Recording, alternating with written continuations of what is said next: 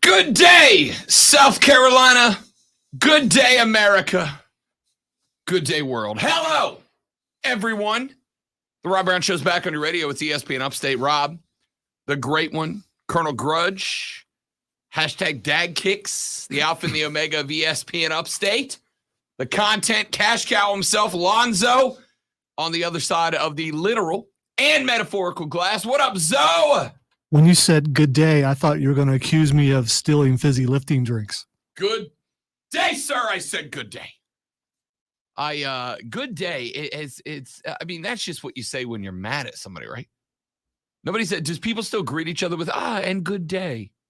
And good day to you, sir. Yeah, that's very... No, it's just, people don't do that, I don't think. But maybe in a polite society, but I don't know where that is. Try that again.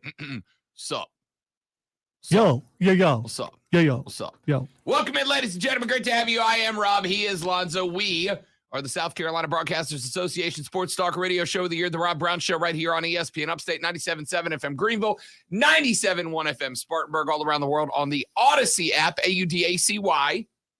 Throw it on your digital devices and don't miss a minute of the 3 hours of sports talk excellence that is the Rob Brown Show every weekday from noon to 3. I don't know, Lonzo, if you have heard big night for the Gamecocks of South Carolina.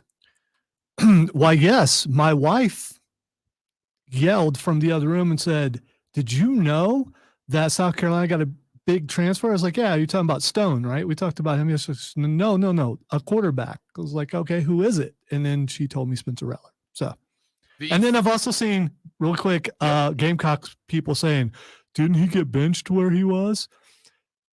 Yeah, he did. That doesn't mean he's not better than anyone that's at South Carolina presently. Yeah, that's what as a matter of fact, so last night was playing D&D with the nerd friends.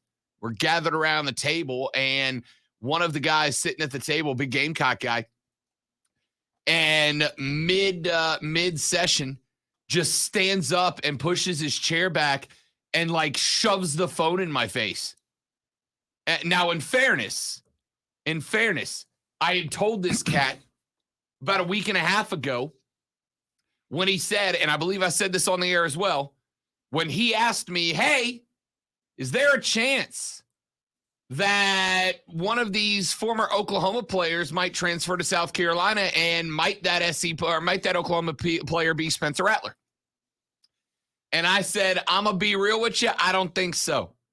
And I said I didn't think so because Spencer Rattler appears to be a guy who has, shall we say, Lonzo, an inflated view of himself. Now, I don't fault him for it. In fact, I was reading an interview with his personal QB coach last night, and I've got him in the same camp that I have DJ Uiagalelei in. One problem that we have when we see these natural athletes, especially when you can see, in middle school and early high school, that they are going to be studs, is that they start being treated as infallible, right? They start to be treated as infallible. I watched it happen. I went to high school with a kid who was a big-time Power 5 recruit, and this kid got away with everything while we played ball together.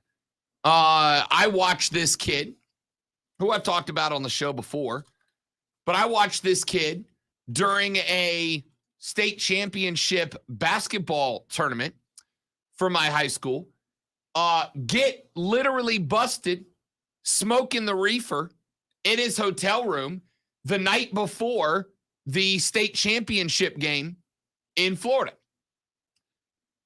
If anybody else on the team would have been caught smoking the reefer in the hotel room, sparking up the night before a championship game, they would not have been on the team or at least not played in the championship game. This kid's penalty, Lonzo, was that he didn't start in the championship game. You know what did happen? He checked in at the first stoppage of play, right?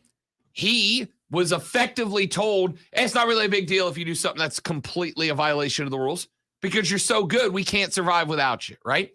Then he developed this attitude. And I'll give you the brief story of why I feel this way. It's a personal experience. This kid throughout high school got away with everything because of how good he was at football and basketball. He goes to college, and he, again, is the best wide receiver that the Power 5 school he went to has ever seen, ever. He broke almost every receiving records at a major school, okay? He goes there, breaks nearly every record, never really got in trouble publicly. There were a couple of team rules violations behind the scenes, but he never really got in trouble for it because he was putting up redonk numbers. Then he gets to the NFL.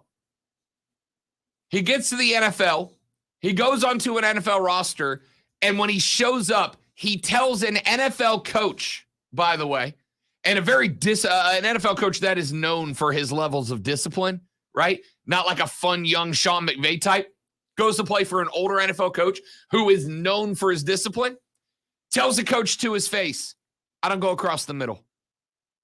Coach is like, this is the NFL. Everybody go. No, I don't go across the middle. And he said that because in college, he didn't like going across the middle. So the coach basically designed a scheme where he never crossed the middle of the field.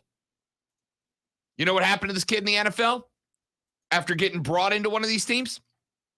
Practice squad the first year, cut the second year, different teams practice squad the second year, cut from that squad, different teams practice squad the third year, cut from the NFL. Never made it. Coulda, shoulda, woulda, had the body, had the speed, had the ability to play, but told every coach, I don't go across the middle. Never played an active down in the National Football League because he would tell coaches there was created with him, and it's not his fault. It's not his fault. Well, obviously he was soft. SAWFT. Not his fault that he had been taught over the years this mentality of you are so good at the sports that you're infallible. I believe that a part of that is why DJ Uiagalelei struggled, and I hope for his sake that he learned the lesson this year that you don't just go out there on name and potential and succeed. I hope he learned his lesson. I hope he puts in the work. Spencer Rattler had a big day. Had a big rookie year. Big numbers his rookie year. And then last year, now I don't know why as much, right? DJ, we can point to we can point to last season and say he had two big games. He had two big games when he filled in for Trevor, and he played well in those games. Spencer, I can point back to year one. What was year one? 45-11? Touchdown to interception ratio. It's a nuts number. That's not bad. No, it was damn good. It was good enough that he was projected to be a Heisman finalist this year. But then, breaking news, he was not. So you're blaming this on special treatment? In his case, maybe he just got beat out. A guy that went so here's the thought. He did get beat out this year by Caleb Williams, who was projected to be another stud quarterback. Of course, he got beat out this year. But you don't have to explain that he got beat out. You've got to explain to me why he went from 45-11 to I think he was like 11-6 this year. Touchdown to interception when he got benched. It's not that he got beat, Lonzo. It's the dramatic drop in statistics that happened after year one. Sophomore slump. I guess you're not allowed to have one of those. No, you're allowed to have one, but I still need to explain it, and I can't just accept it happens. Sophomore slump is, that's a thing, and it became a thing because it happens a lot. Right. I agree with that. But here's the point that I'm making here. By the way, this is wrapped up into item number 1 of the lunch breakdown, which obviously is Spencer Rattler goes, you didn't hit the music. Why not? It's play it. Let's do lunch. Yeah, let's do lunch. This is a very nutritious lunch. It's sports, All the you know. food groups are represented. Sometimes you just got to call an audible. People are hungry, Rob.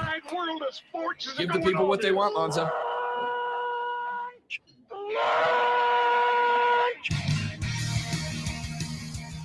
The lunch breakdown, 3 things you have to know before you go start talking sports with your friends, family, coworker, or the dog. Obviously, item number one is Spencer Rattler transferring to South Carolina.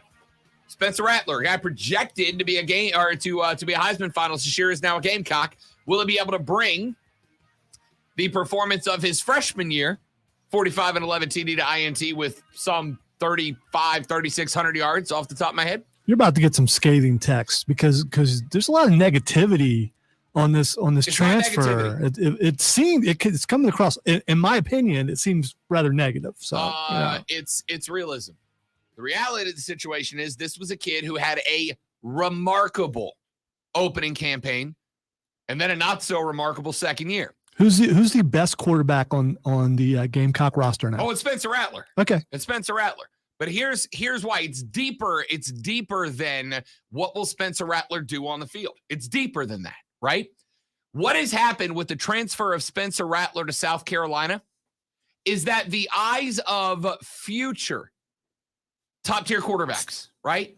Those highly touted recruits, those five-star guys around the country, of which there's only a couple every year. They're looking at this cat, and they're going to watch the career of Spencer Rattler at the University of South Carolina. Because now, SC, at least for the time being, SC right now is a place where at least one quarterback, highly touted, has considered a destination worth going to, right? Now you have to show them that that was the correct decision. The reason that I ask why the drop-off from Spencer Rattler year one to Spencer Rattler year two, the reason I ask why the drop-off is because Shane Beamer needs to fix it, right? If Spencer Rattler shows up at SC, and yes, I agree, he is an automatic upgrade over everybody on the roster. He's an upgrade over Jason Brown. Do we have breaking news, or was that a misfire? I was unaware that would do that. So, yeah, that was a misfire. That to me the other day when I was producing for Mark. You push the button while you have the menu up, and it just autoplays. So, FYI. So, Shane Beamer has to figure out what went wrong with Spencer Rattler from year one to year two.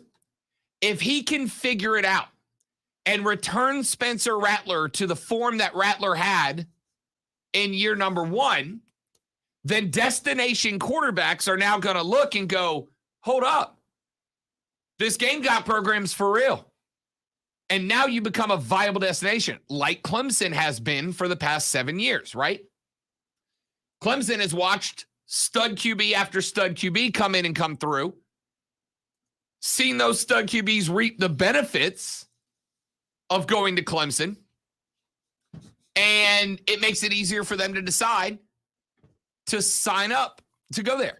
Well, if Shane Beamer can figure out what went wrong with Spencer Rattler between year one and year two and knock those bugs out and get him back to the numbers he was putting up in his debut campaign, then all of a sudden, stud QBs, 4 stars and 5 stars around the Southeast that have been going to other schools might look and go, wait a minute.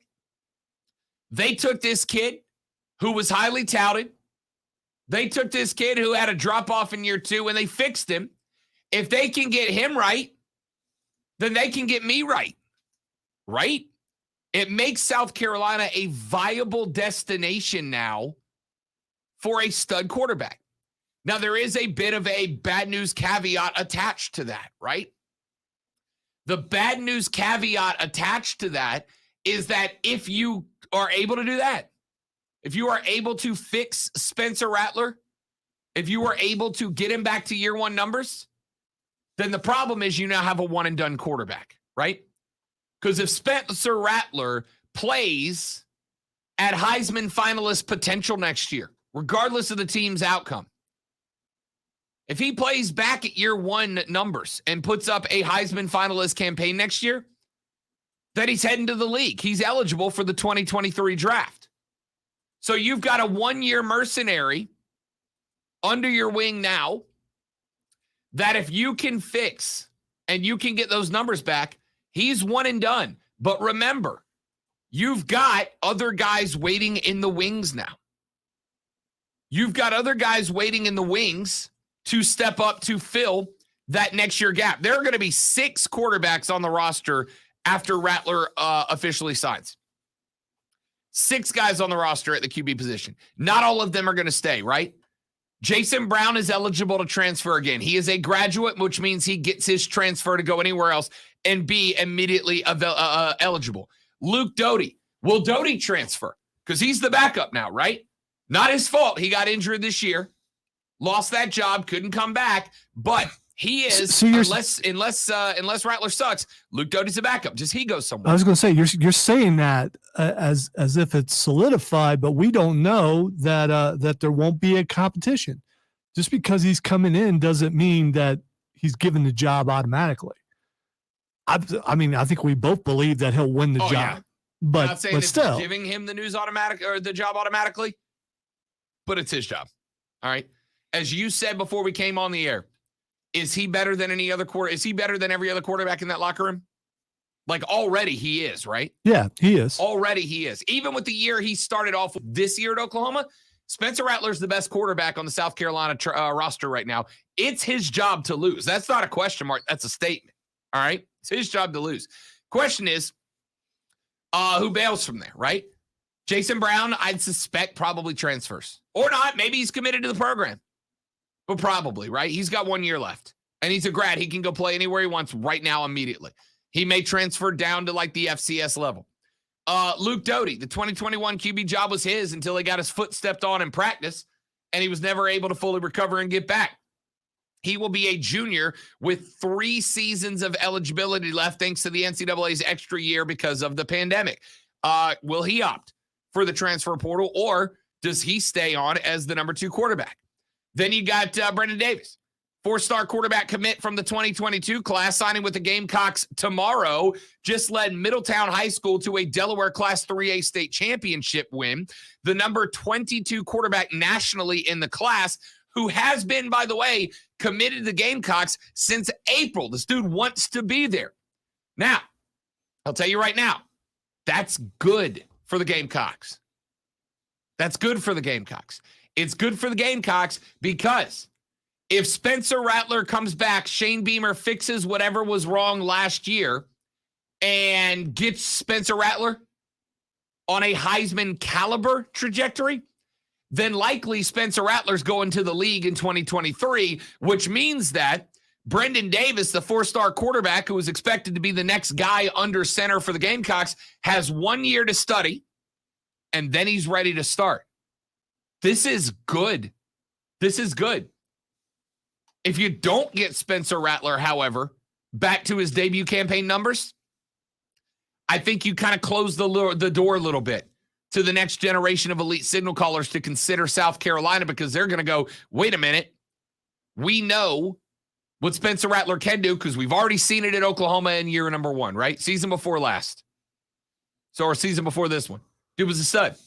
If he shows up, whether it is Shane Beamer's fault or not, if he shows up and you don't return him to those levels of production, you might close that door a little bit, and it's going to be up to Brendan Davis to open it, assuming he stays. But at this point, a guy that committed last April instead of getting recruited all summer long, seems like he's probably committed to me, right?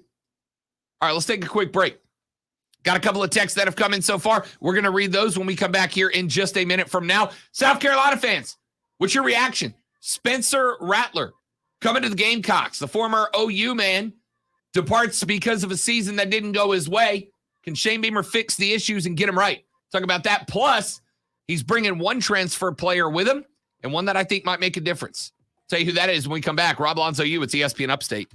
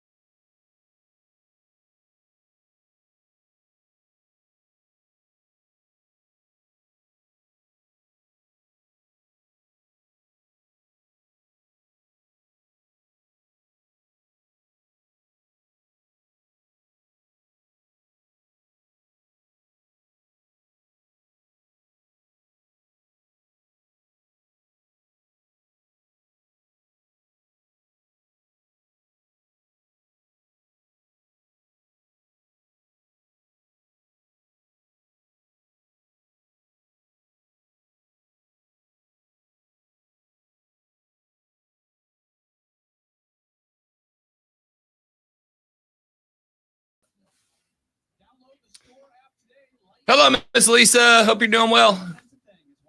Thanks for popping in and saying hi. Merry Christmas, happy holidays, all that fun stuff.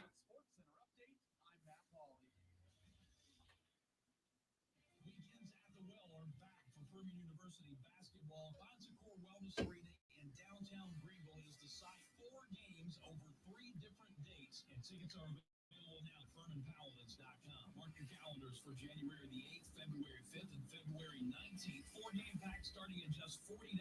Individual game tickets are on sale. All the information at FurmanPaladins.com. It's weekends at the Well. Furman basketball returning to downtown Greenville.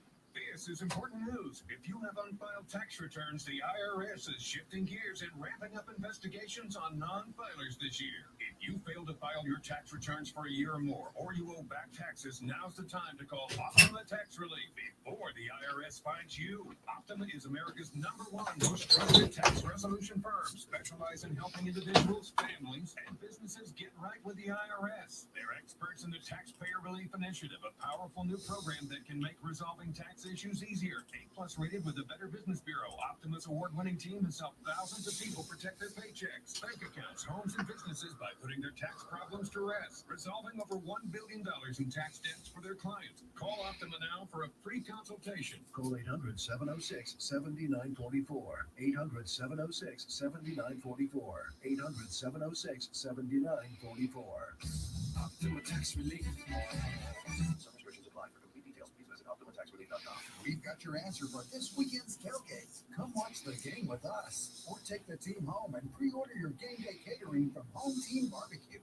Wings, ribs, sliders, and don't forget to add a gallon of Game Changer mix. Place your order with Home Team Catering today at 833-444-RIBS or email catering@hometeambbq.com. You can view the full tailgate menu at hometeambbq.com. Hey, it's ESPN Upstate. Mark Ryan. Join me and Eagles Market this Thursday from 3 to 7. That's a live edition of Offside with Mark Ryan. This Thursday will be at 1851 Highway 14 East in Landrum. Brought to you by Ingles Markets on ESPN Upstate. Tis the season for what? Upstate Holiday Light Show. Where's the at Greenville Pickens Speedway? Millions of incredible lights, a kids light zone, 600-foot light tunnel, even a drive-through petting zoo. Mini tickets, sure, but fast passes are available. Just sign up online. Plus, it's the happy of the holiday spirit, so when I Sure is quiet in here, isn't it? I don't know.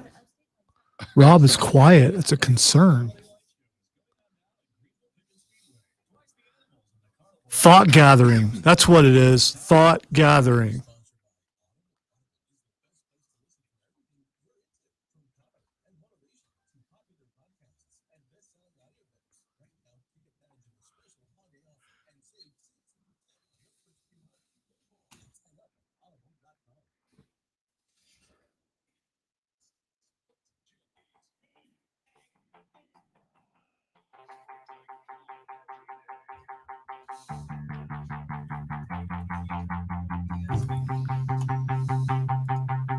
The Rob Brown Show back on your radio. This is ESPN Upstate.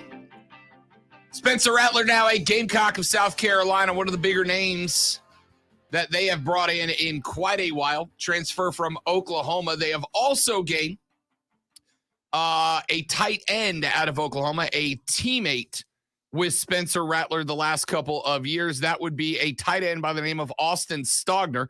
Stogner signed alongside Spencer Rattler and also had some high expectations, part of the 2019 class, but both entered the transfer portal late last month, not long after Lincoln Riley left for the same position at USC. Stogner is 6'6" tight end, caught 14 passes for 166 yards and 3 touchdowns this season, named second team All Big 12 selection by the AP. This is big. This is big. And it's big because I suspect that Shane Beamer is going to utilize a big 6'6" tight end in the passing game quite a bit.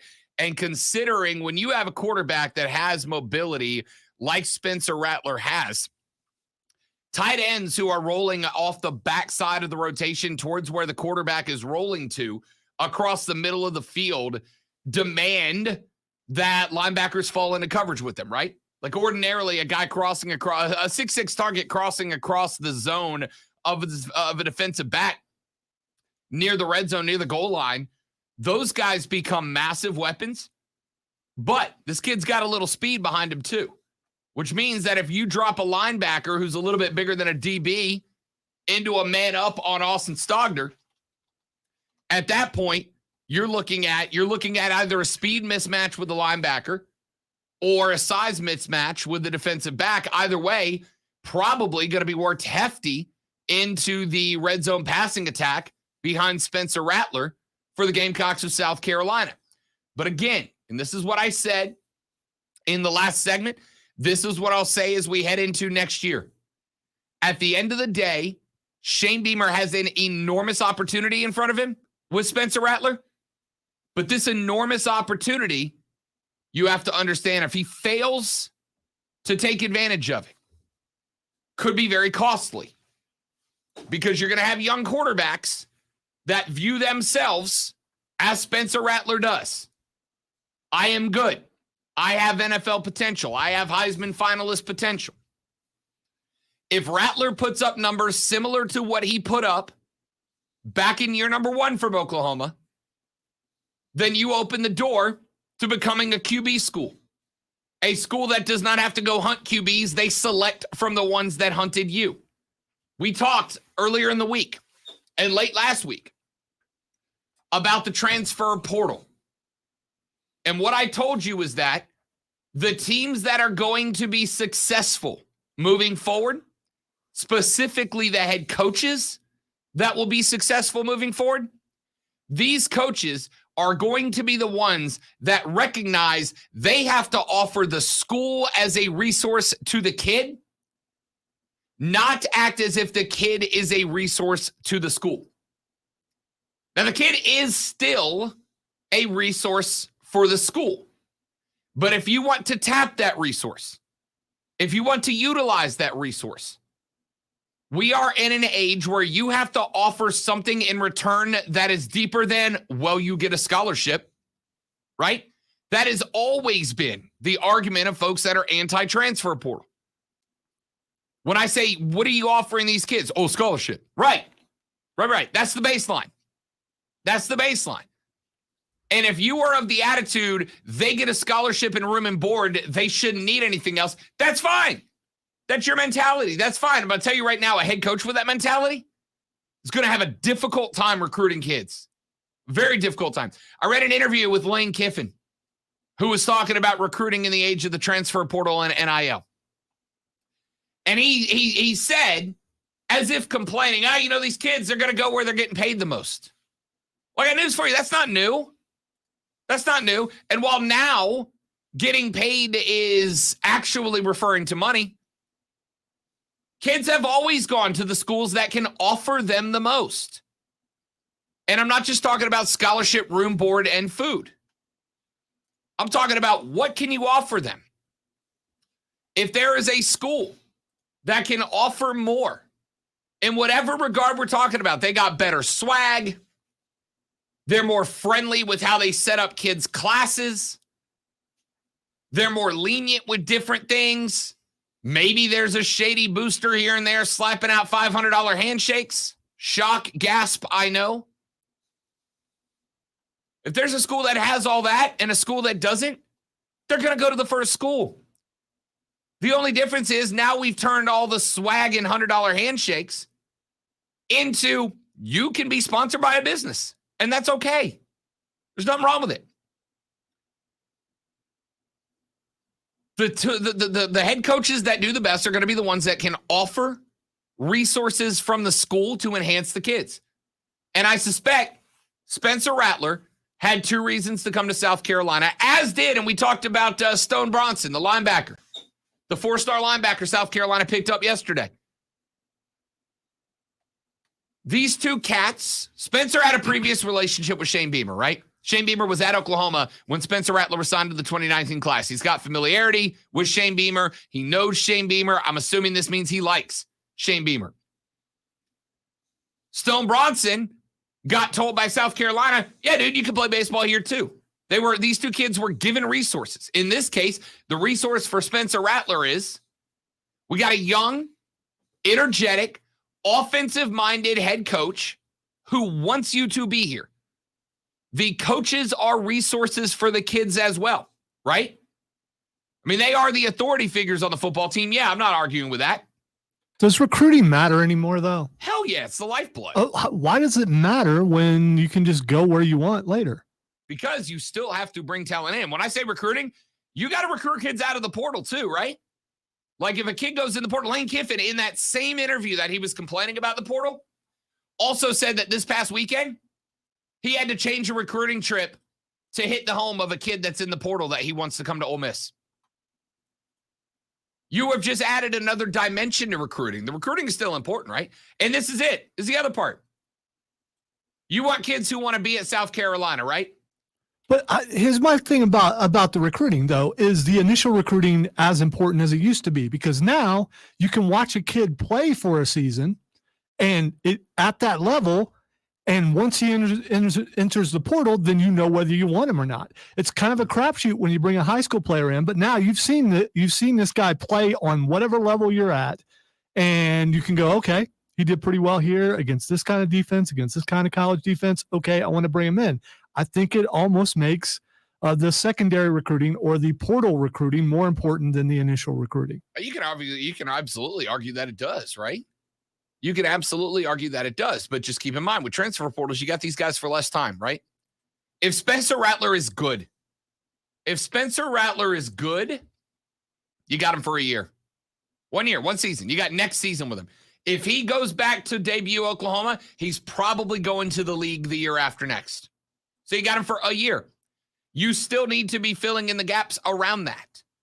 It's still massively important, which is why when you can go get a kid, like the number 22 quarterback in the country that joined, Brendan Davis, that's a long-term guy. And from all accounts, a kid who wants to be a Gamecock. He committed back in April. He wants to be a Gamecock in South Carolina. We've heard the conversation about, you signed with the school, not a coach. This kid did, right? This kid wants to be a Gamecock. He signed back in April. He could have been recruited through the summertime. He could have let schools keep showering him with sweet swag and cool photos in their uniform, in their locker room and all that, but he signed in April. That's a long-term signing.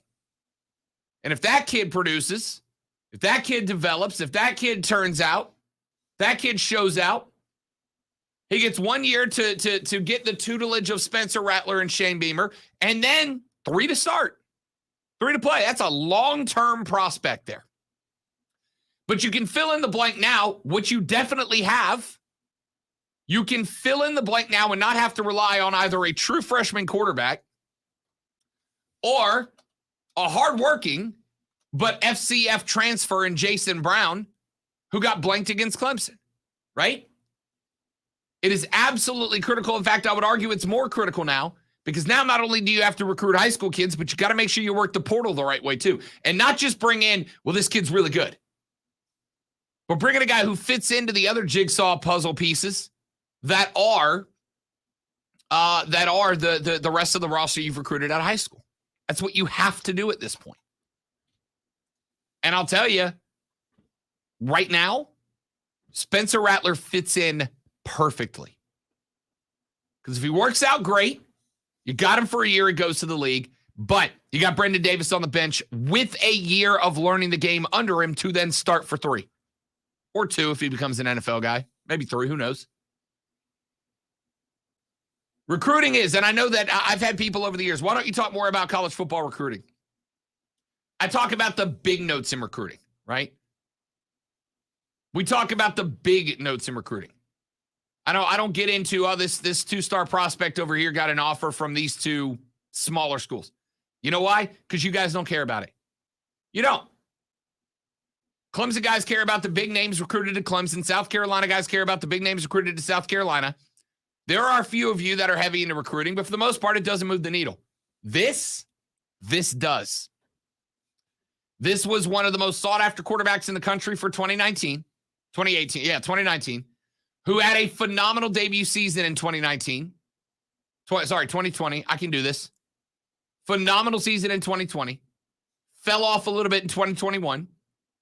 And if he develops under Shane Beamer's system and can put up Heisman caliber numbers, plus on top of that, let's look at finishing out this recruiting class. Lonzo, you're a four-star wide receiver out of Charleston, South Carolina. And you've been debating because you got offers from Florida State, Clemson, South Carolina, North Carolina, Tennessee, and Georgia, right? South Carolina just became a whole lot more attractive, didn't they? Absolutely. They got a QB that's handing out 45 TDs 2 years ago. 45 TDs. That probably means there's a chance if you're good enough to come in and start. And then you got Brendan Davis on the sideline. Some composites had him as a top 20 quarterback nationally coming into this recruiting class. So you got Rattler for 1 year handing out 45 touchdowns. Then you got one of the most sought-after quarterbacks in the country to fill in the year after him. If I'm a wide receiver prospect, South Carolina just got a lot more attractive, especially if I'm looking at getting PT my freshman year. This is a big opportunity.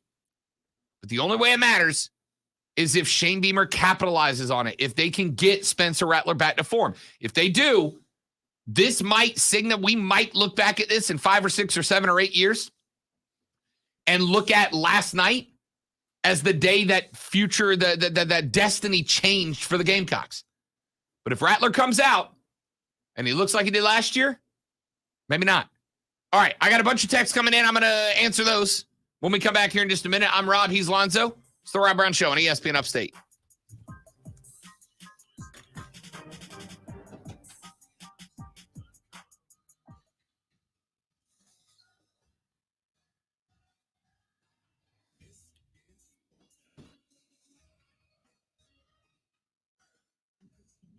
Story from the NFL. Giants quarterback Daniel Jones will miss a third straight game Sunday against the Cowboys because of a neck injury.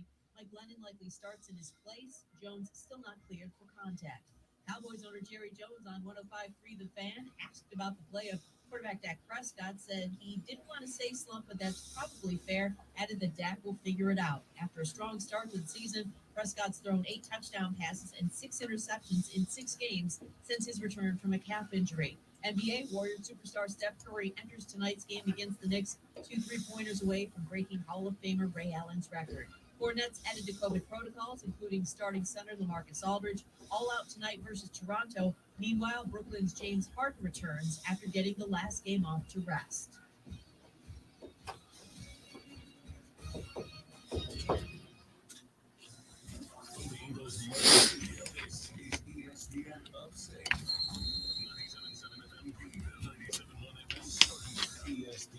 Upstate. An Odyssey station. It's sponsored by Indeed. If your hearing needs are covered, then you don't need Indeed. Indeed finds more items than all other sites can offer.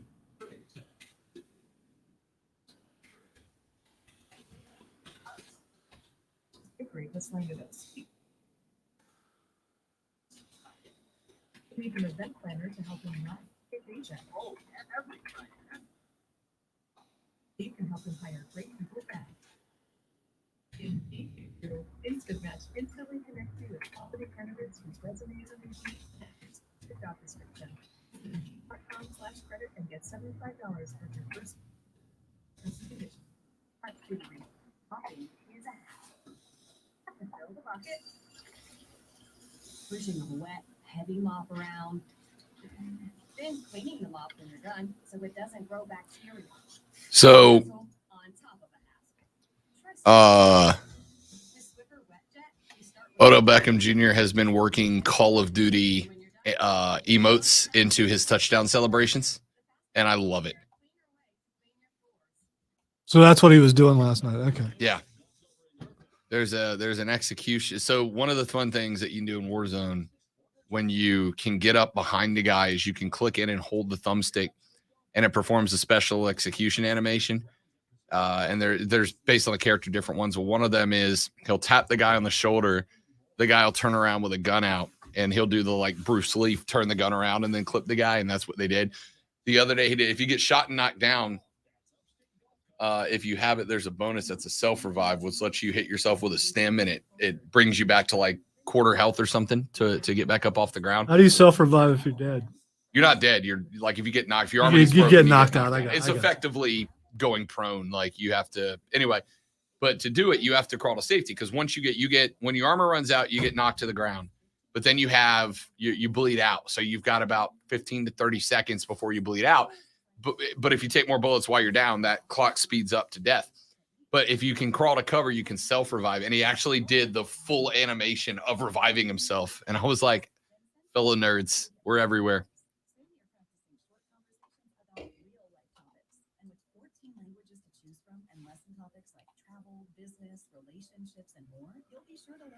What's up, Steven?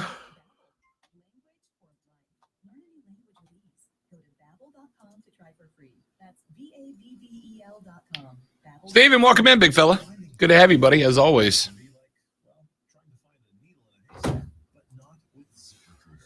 powerful technology actively finds and invites qualified candidates to apply to your job. So while other companies might deliver a lot of hay, ZipRecruiter finds you. I don't know if you saw this, but Gotham Knights, the game, has been picked up as a series for TV, and Damian Wayne has been framed for Batman's murder. Okay. And he teams up with the rest of the Bat family to prove that it's not him. And that's actually going to be a TV series. I wish it would be on HBO Max and not on CW. I don't think I've played. In fact, I know I haven't played Gotham Knights. It's not out yet. Oh, okay. Yeah. That's why. Couple of texts that have come in on the Ingles Market text line 71307 71307. Let's see. Texture says ESPN, huge win for South Carolina with Spencer Rattler. Yes, it is. Yes, it is. Let's regardless of whether or not Spencer Rattler plans out, whether or not he pans out, this is still a big pickup. Kid was 15-2 as a starter at Oklahoma. 2020 Big 12 championship game MVP, number one dual threat quarterback in the class of 2019, and entered this past year as a Heisman Trophy favorite. Now, it didn't pan out. And I'll even go so far as to say, because I would be not doing me if I didn't present the negatives. The kid has a reputation of having an attitude problem. The kid has a reputation of it's everybody else's fault. The kid has a reputation of everything I'm doing is right, everybody else is screwing it up. I've seen video of him from high school where he misses a throw and then blames the wide receiver, and one of the other kids on the team calls him out and goes, Spencer, you know, it's always everybody else's fault. It's never your fault. It's incredible that you are perfect on every play and never make a mistake. There is an attitude problem with this kid. Doesn't mean he's going to be a bad quarterback. Doesn't mean this isn't a win. It is a win for South Carolina to convince this kid to come there. But the waters that stand between you and the destination of a successful Spencer Rattler at South Carolina are treacherous. And if you make a mistake, you give in to the attitude problems and he blows up. The attitude problems translate to the field. Or you just don't develop him to go back to what he did in year number one at Oklahoma when he was the Big 12 championship game MVP. 15-2 as a starter. That's pretty good, right? If you don't develop him, you become less attractive to future prospects. You have got a very, very nice ship in Spencer Rattler, but the waters between you and the destination are treacherous. And you got to manage that ship perfectly to get him there. I know my analogy sucks, but it makes sense. No, I'm just boat. What a Please. crock of boat. All right. Let's see. Text line, Rob, where did you go to college? Mark and Diesel wouldn't tell us yesterday. I graduated from the University of West Florida in Pensacola, Florida. Go Argos. Your 19 national champions. I'm just curious why they be talking about you on their program. I have no idea. Yeah, No idea. Glad they were, though. That's weird. Glad they were. Yeah. ESPN Both state schools have quarterbacks with a middle name of me. South Carolina now has the better quarterback after a long 7 years. Yeah, I'll tell you, again, I think Rattler has the same issue that DJ Uiagalelei has. They both have dads that turned them into Greek warrior gods before they even played their first snap. And they both bought in and believed that. And they both got slapped in the face with reality. Both of them had good performances in the 2020 season that led them to believe this was going to be easy. Both of them suffered this year. But yes, on paper, Spencer Rattler's a better quarterback than DJ Uiagalelei. On paper. Will it translate to the field? Will DJ get better before next year? Dabo and Shane both find themselves in a sticky spot. Lonzo had premature news breakdown from Joe and Greer. Yeah, they changed our system. So now it's like if you touch the button, it just auto plays. That got me when I was producing last week. Couple times. But hey, radio, baby. I rarely make mistakes, so when I do, they stand out. That like wasn't this, even a and mistake. I Nobody apologize. told you that happened. Nobody told you the setup was Yeah, different. but here's the mistake. I could have made up some. I could have threw Made some up breaking news in there to cover what I did. Yeah, but you'd have been throwing it right in the middle of the biggest breaking news. Yeah. Very true. Texture says, heck, Spencer is the best quarterback in the state. Yeah, again, on paper, he is the best quarterback in the state. On paper. Can you take the paper and translate it to the field? You know, back to the other thing you said, this is drawing so much attention to South Carolina because Beamer's trending, South Carolina's trending. I mean, it's all over the place. So all eyes are there. What are you going to do with it? Texture says ESPN Rattler to U of SC. Yep, that is correct. He just wanted to throw the dig at it being U of SC and not USC because there's much contention in that for Gamecock fans. Yeah, it's stupid. And yeah. FYI, let the last texter know that Cabe will be Clemson's quarterback, a true number one. I mean, again, gotta prove to me on paper. I'm not going to go ahead and crown the kid the best quarterback in South Carolina until he proves it on the paper. Y'all made that mistake with DJ Uiagalelei. Do you understand what I'm saying? That's exactly what y'all told me about DJ, and it didn't pan out. That's what they said about Spencer. Spencer had one great year. On paper, Spencer Rattler is now the best quarterback in the state of South Carolina. Will he stay that way on the field? TBD. Back after this on the Rob Brown Show, ESPN Upstate.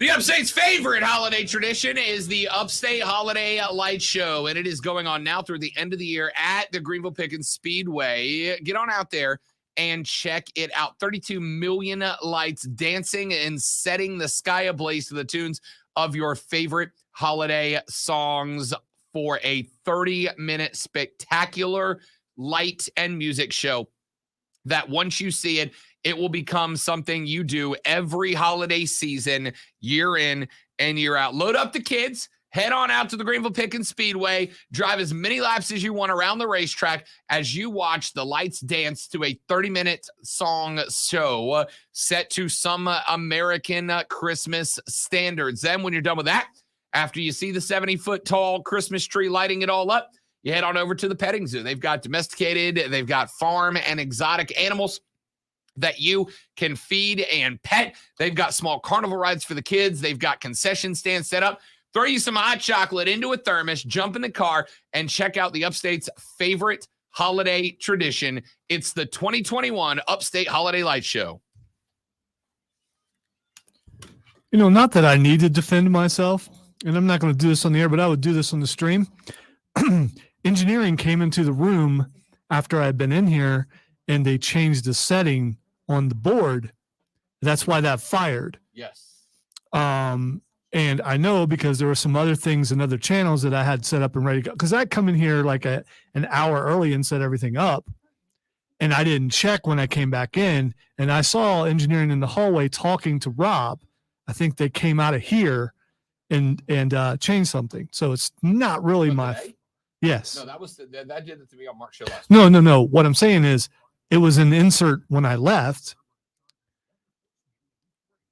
when I came back in, someone had taken it off of that. And I know you didn't come over here, and I know engineering was in here, and they changed something. In the end, it's still my fault because I'm responsible for my board. But there was a change, and I didn't catch it. As a result, I suspend myself for next week. I accept your self-sanction. Not this week because it's short notice, but next week, yeah, I'm suspended. Yeah. You are suspended, but not right now because I need you. It's a self-imposed suspension.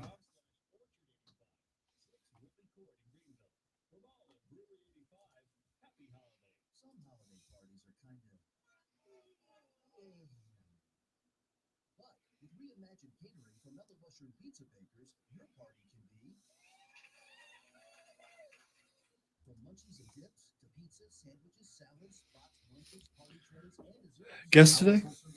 Joe. Oh, yeah. Gilio.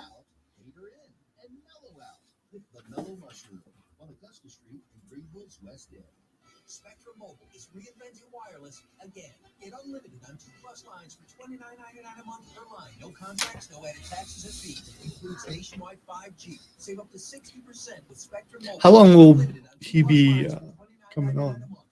Through Super Bowl Definitely week? for right now. I mean, well, once we Move on to basketball? I'll say once we get through this, we'll do college basketball and NBA till that's over. Okay. If we get to a point where there's just nothing doing, then I'll tell them we're going to take a few weeks break. But Do they bet on the Olympics? I mean, you can bet on anything. Like literally, because I'm a heathen. I took a bet on Tiger Woods' kid in the golf tournament he and Tiger are playing in this weekend. That's just for fun. So what amount of money does it become no longer just for fun? I know it's individual for each person. Yeah. But Like for me, the majority of bets that I make are $5 and under. Like I don't bet big money. Every now and then there'll come a line across that I'm like, that's guaranteed money. And I might do like 20, $25 on it. But unless I know I'm getting a win, or at least genuinely believe it, I don't do more than like $4 or $5. And even then, it's got to be a line I like. Like all those bets we talk with Joe, where I'm like, this one's a good line. It's right on that number. I don't bet those games. The games I bet are when we do our picks, and I'm like, yeah, this one's easy to me. This is the under. This is whatever. When does it become a problem? When you lose more than you win. Like if I have consecutive weeks where I go under 50%, then I get out for a month. I won't let myself go on a 3-week cold streak. So you can always depend on us. Call, click Ranger.com, or just stop by. Ranger, for the ones who get it done. This report is sponsored by Audible. Audible is the best place to listen for everything you're into, from comedy and motivation to popular podcasts and best-selling audiobooks. Right now, take advantage of a special holiday offer and save 60% on your first 3 months. Learn more and sign up at audible.com.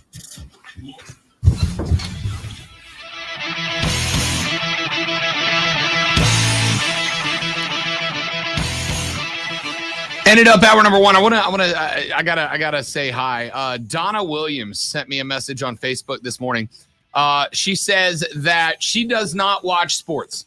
She said, but I listen to you every day so I can discuss sports with my son and son-in-law and grandsons. Keep up the good work. I am 61 years old and I've gotten hooked on your radio show. I listen while sitting in the school line picking up the grandkids. I go early just to listen to your show. I'm the second one in line every day. So Miss Donna, it is our pleasure. Thank you.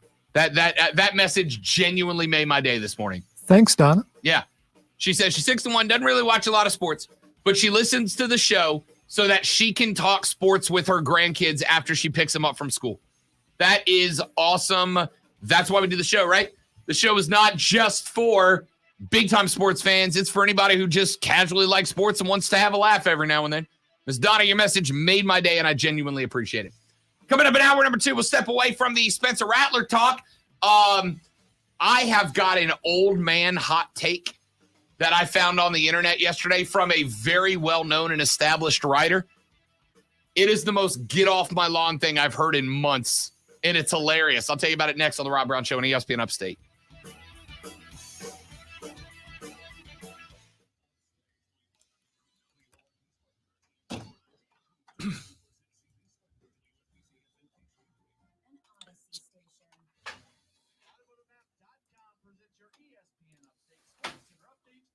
Have you been to a Hamrick's? Mm-hmm. Hamrick's? Dude, I got this Adidas jacket there. $19. This is a $75 jacket. $19. Good for you. Merry Christmas.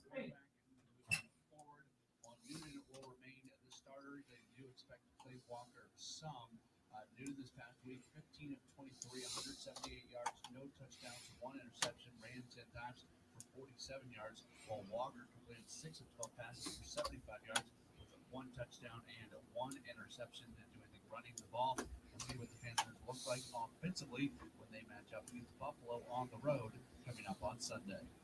Download the Score app today, lightning fast sports alerts, so you never miss a thing. It's why the Score app is one of North America's most popular sports apps. With your ESPN Upstate Sports Center update, I'm Matt Hawley. Have you heard the Rob Brown Show? Matt Hardy from All Elite Wrestling joining us here on the Rob Brown Show. Matt, we have watched you as a professional wrestler reinvent. Which one did you go to? What? Which Hamricks did you go to? The one right on. Actually, I think it's right around the corner. Oh no, it's by the Haywood Mall. It's kind of like out of the way. We went there to buy a specific gift for Courtney's brother that he was looking for, and she's like, "Well, they have this brand, so let's go see if they have it for cheap."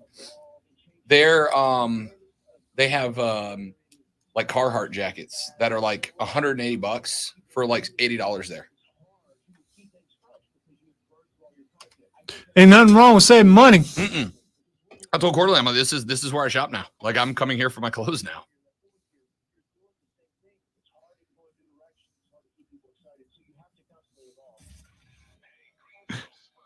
That's funny, Steven.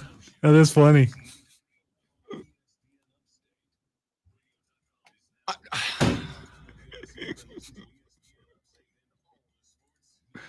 Come on, that's funny. Yes, I try. I had to take off my Versace when I went in, so that I fit in amongst the commoners, you know? For what? Oh, is that Versace stuff I done seen on the TV? Like Dulce and Gabbana, right? That Kim Kardashian really likes that.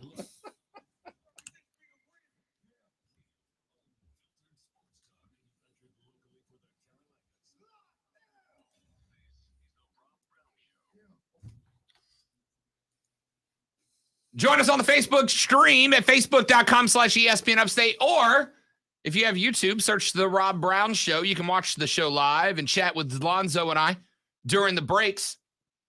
Any given time. We were talking about, I was introduced to Hamrick's over the weekend, courtesy of the lady friend. We were looking for a specific present. She's like, let's check out this Hamrick's. And I'm like, what's a Hamrick's? Never heard of it. Dude, I racked up, man.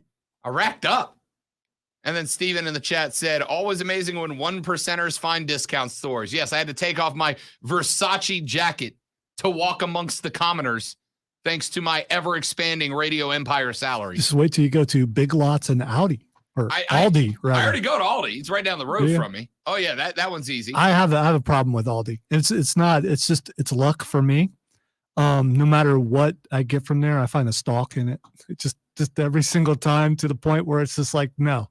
And if we're eating vegetables and like green beans and I find a stalk, I immediately have to ask, was this from there? And maybe they know who I am and they plant the stalks on purpose, and they don't like me. It's possible. It is possible. Conspiracy theory to attack you and only you. That's how it works. They have a canner in the back and they know how to do it. So yeah. Yeah, are there Big Lots here? We had a Big Lots in Fort Walton growing up, but then it closed, and I haven't seen one since. I thought they were just out of business. I believe it still exists. Well, there you go. All right, 844-GSP, ESPN 844-477-3776. Text us on the Ingles Market text line at 71307, 71307. Start your text with ESPN so we can read them on the air. Tweet us at The Rob Brown Show, at Lonzo Onward, or at ESPN Upstate. Want to hear from you today. Spencer Rattler to South Carolina, the former Boomer Sooner quarterback, transferred out after Lincoln Riley left to go to USC, had a remarkable opening campaign in 2020. The 2021 season, however, just a wee bit more difficult. And we're going to keep breaking that down. But I found maybe the most get off my lawn take from an old sports writer that I've seen in a while. I read this out of the Boston Globe yesterday afternoon. This piece is written by Bob Ryan. Now, for those of you that have watched like Around the Horn in the past, Bob Ryan is an outstanding sports writer who is a contributor to the Boston Globe. He has been covering sports since the mid-1960s, and it's starting to show. Here is a chunk of the article that I found from Bob Ryan earlier, and then I want to address it. But I want to get Lonzo's thought on this. Because, Lonzo, you're splitting the difference in age between me and Bob Ryan, right? You're the gap between betwixt the two of us. I'm more towards his age than your age. I don't probably. think you are. I don't know how. Let's see if I can find how old Bob Ryan is. Bob Ryan is an American sports writer. Here's his Wikipedia page. He is 75 years old. So yeah, you're a little towards him, but not much. No, actually, you might be right. No, we're right about the middle. Right in the middle. Yeah, you're right in the middle. Because I'm 53. So right. Yeah. Here's the article. The title is "We Can Blame Stephen Curry for Distorting Basketball at Every Level." That's his headline. I like it already. Okay. But you have an inkling of how I feel about Steph Curry, so let's that may have something to do with Let's listen to what Bob Ryan has to say, and then I want your thoughts on it, because I am curious. You're not a big Steph guy, but not because of the game, but because of his personality. And his binky. Here's what Bob Ryan wrote, and I quote, "He's a scourge. He's a menace. He should be placed under house arrest." Who's saying that? Who is saying these inflammatory things about the most popular basketball player in the universe?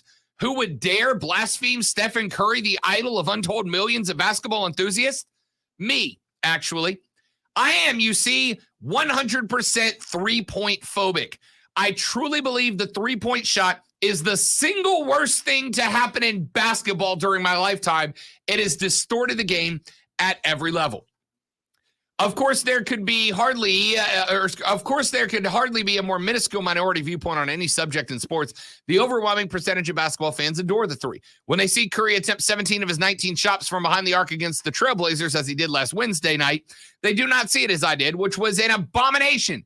They see it as lovable, adorable Steph being Steph. The three has been with us since 1961, when Abe Saperstein introduced it as a gimmick to impress casual fans of his short-lived ABL. It was then taken up by the Eastern League when it was the second best basketball league on earth. It was an obvious stunt to go along with the red, white, and blue basketball for the American Basketball Association when it began play in 1967. It was brought to the NBA for the 79. All right, I don't need to go through the history of the three-point shot there, Bob. He goes on to say, what Mr. Curry has done is expand the concept of a legitimate makeable three. He can shoot it with remarkable accuracy from 3, 4, 5, however many feet beyond the arc. If he crosses midcourt with the ball, you better get your hands up. You think people haven't noticed? Trae Young, for one, is likewise doing it. The problem is that, as it is in so many other aspects of his athletic life, some people are simply better than others. No one is going to out-Curry, and that includes Young. But they will try, and we will see more teams shooting 5 for 32 from behind the arc, rendering the game more and more unwatchable. Worse yet, we will see more college and high school kids hoisting threes, as if that were the only way to do it, as they quaintly say these days, score the ball. Curry's influence is that profound.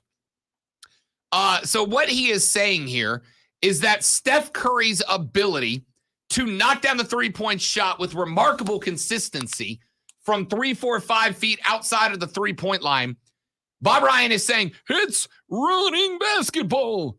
No one drives the paint anymore like they did back in my day.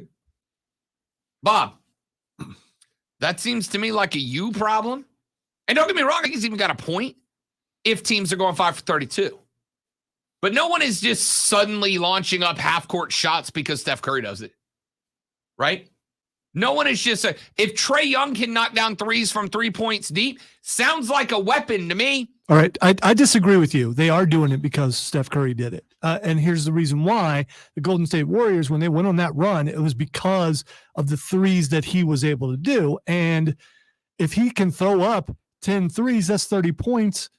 It's hard for you to match that just by driving the paint. So it is a result of Steph Curry being so good that's caused people to do that. But unfortunately, the lane is open so much. And how many games have you watched? And maybe you don't do this, but I'm yelling, drive it into the paint. There's no one in there. Most of Go in there. Take the bunny. Take the easy layup. Take the easy slam. If eventually they're going to have to come out from the arc when you start catching up and actually have to play some defense in there if you're going to keep driving it every time you get down the court. But I do believe Steph Curry is to blame on some of this. It's not his fault. He's as talented as he is. I mean, he's got God-given talent. He practices. He's really good. And yes, he can hit a shot from anywhere. But when you get a guy like that, you're going to get people who imitate a guy like that and get better at it because they want to be as good as the guy who's at the top. And it did change the game. It is a 3-point game now.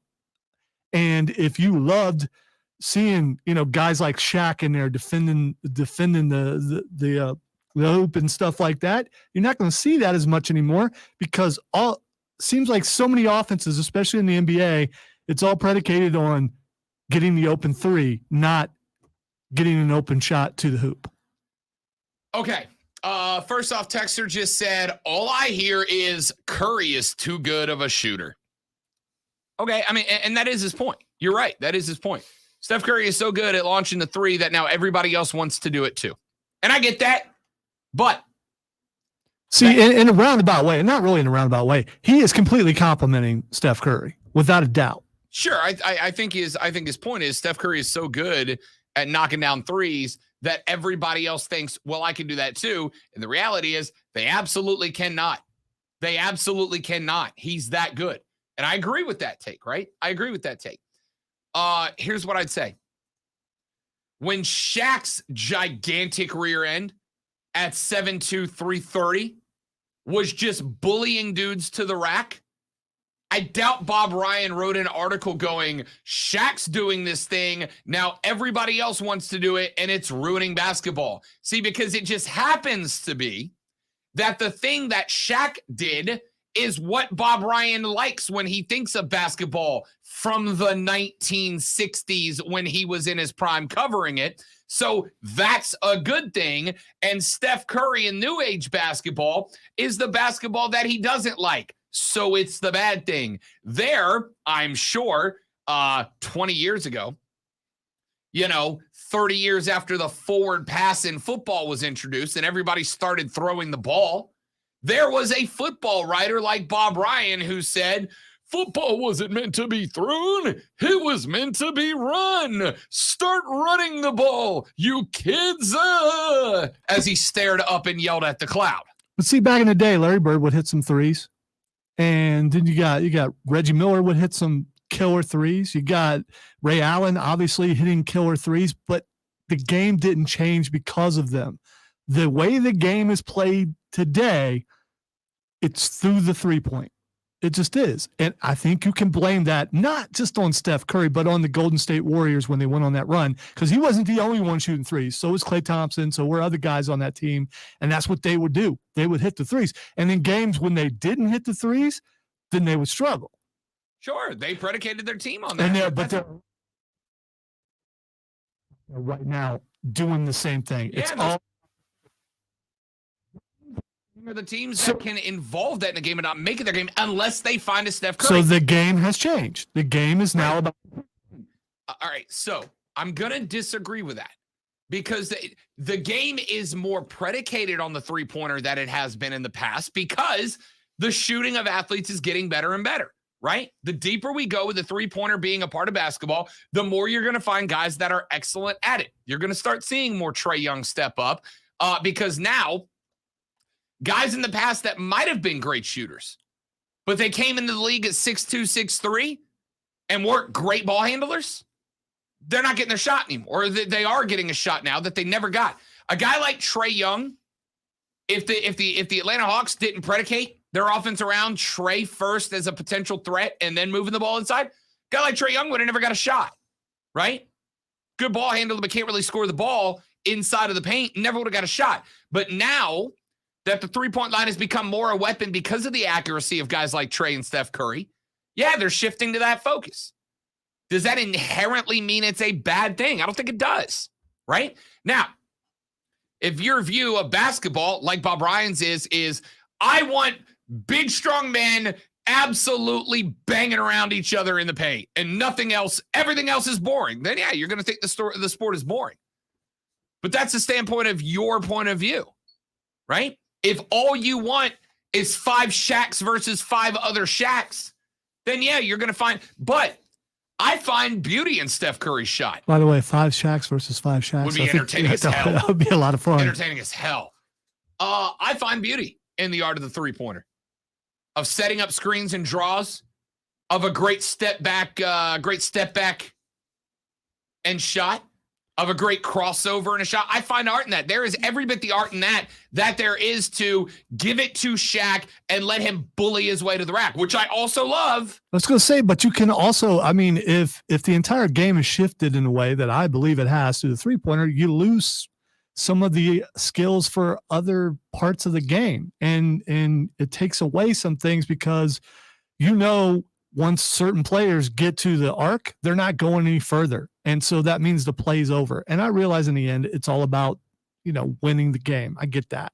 But it takes some of the joy out of it. I want to see someone posterized on a dunk. I want to see some amazing, oops, I went under the basket, but I threw it up over top of it and went in. I want to see some stuff like that as opposed to, yep, there's no three-pointer. But that's the thing. I think you still get that. You still have Anthony Davis in the league. I love the three-pointer to ice it at the end. I like that. Sure. But I don't like it when, you look and there's been 30 three-point shots taken in a game. Setting up a three, shooting the three, knocking down the three, to me, is every bit the art as LeBron driving the lane and rising, right? It's every bit the art. Yes, it is impressive when a guy dunks. I don't disagree. But when Steph knocks down 12 threes, Lonzo, if you and I went down to the Y right now and we shot 20 3-pointers apiece, uncontested, 20 of them, genuinely, how many do you think you make today? 5, 6? Seeing as how I haven't shot a free throw in forever. No, for a three-pointer. Three-pointers. Okay. That's even more, because I'm older now and it takes a little more strength to get it up there. Sure. I think I might make a couple. And Okay. it'd be near the end once I actually find my range. Yeah. If we went down right now, I think I could make probably 6 out of 20, 7 out of 20, right? 6 to 7 out of 20. Steph Curry does that in a game against 6'6" defenders at the highest level of basketball in a chaotic environment. And he knocks down 11, 12 of them. But how many of his shots are uncontested? That's the other thing. There's not a lot of defense against three-pointers, and there needs to be. You need to have people out there getting in these guys' faces. And a lot of times it's like, well, he's either going to make it or he's not. I'm just worried about the rebound. So I disagree with that to some, right? I think that there are guys in the league that are so skilled offensively that it makes it. I don't get down with the narrative of no defense. I don't disagree that there's less physical defense than there was back in the 90s. By the way, I'm talking about defense on the three-point. I'm not talking about defense anywhere else. Sure. There's less defense on the three-point shot. I don't disagree, but that's part of the interest of it to me, is that if you were to commit 2 guys to Steph Curry to try to take away his three-point potential, right? Even the best shooter in the league, 50% guy, 55% guy from behind the arc. Versus if I bring out 2 guys, it means I'm leaving somebody down in the paint for a much higher percentage shot. So it's a tactics approach. It's a risk-reward situation. Yeah, I'm probably less likely to send a guy to defend Steph Curry 3 feet behind the three-point line if it means that I've got to give Draymond Green an open jumper from the elbow, which is a much more high percentage shot. I disagree. I'd rather give Draymond Green the shot. I'd rather have 2 guys out on Steph Curry. I'd rather them have to throw up there, especially depending on how my team is built. If my team is built as a 2-point shooting team and not a 3-point, you want to take away the 3-point, so then they're not getting that extra point every time they take a shot. Yeah, I mean, I get what you're saying. And Draymond's shooting percentage compared to Steph's, I'm pretty sure they're quite different. So, and I get what you're saying, but right, this is why I like it. This is a subjective view of basketball. This is where coaching comes in. This is why coaches have to be on top. This is what we are doing right now is exactly why Bob Ryan is wrong. It has added so much to the game in terms of, all right, how are you going to defensively attack when you got a guy like Steph Curry or Trae Young out there? Are you gonna send a guy out there to try to limit his 3-point, knowing that it might open up higher percentage chances on the floor and assume you're gonna get some turnovers? Are you gonna let him have his space, but I'll let you shoot every 3 you want from 4 feet deep?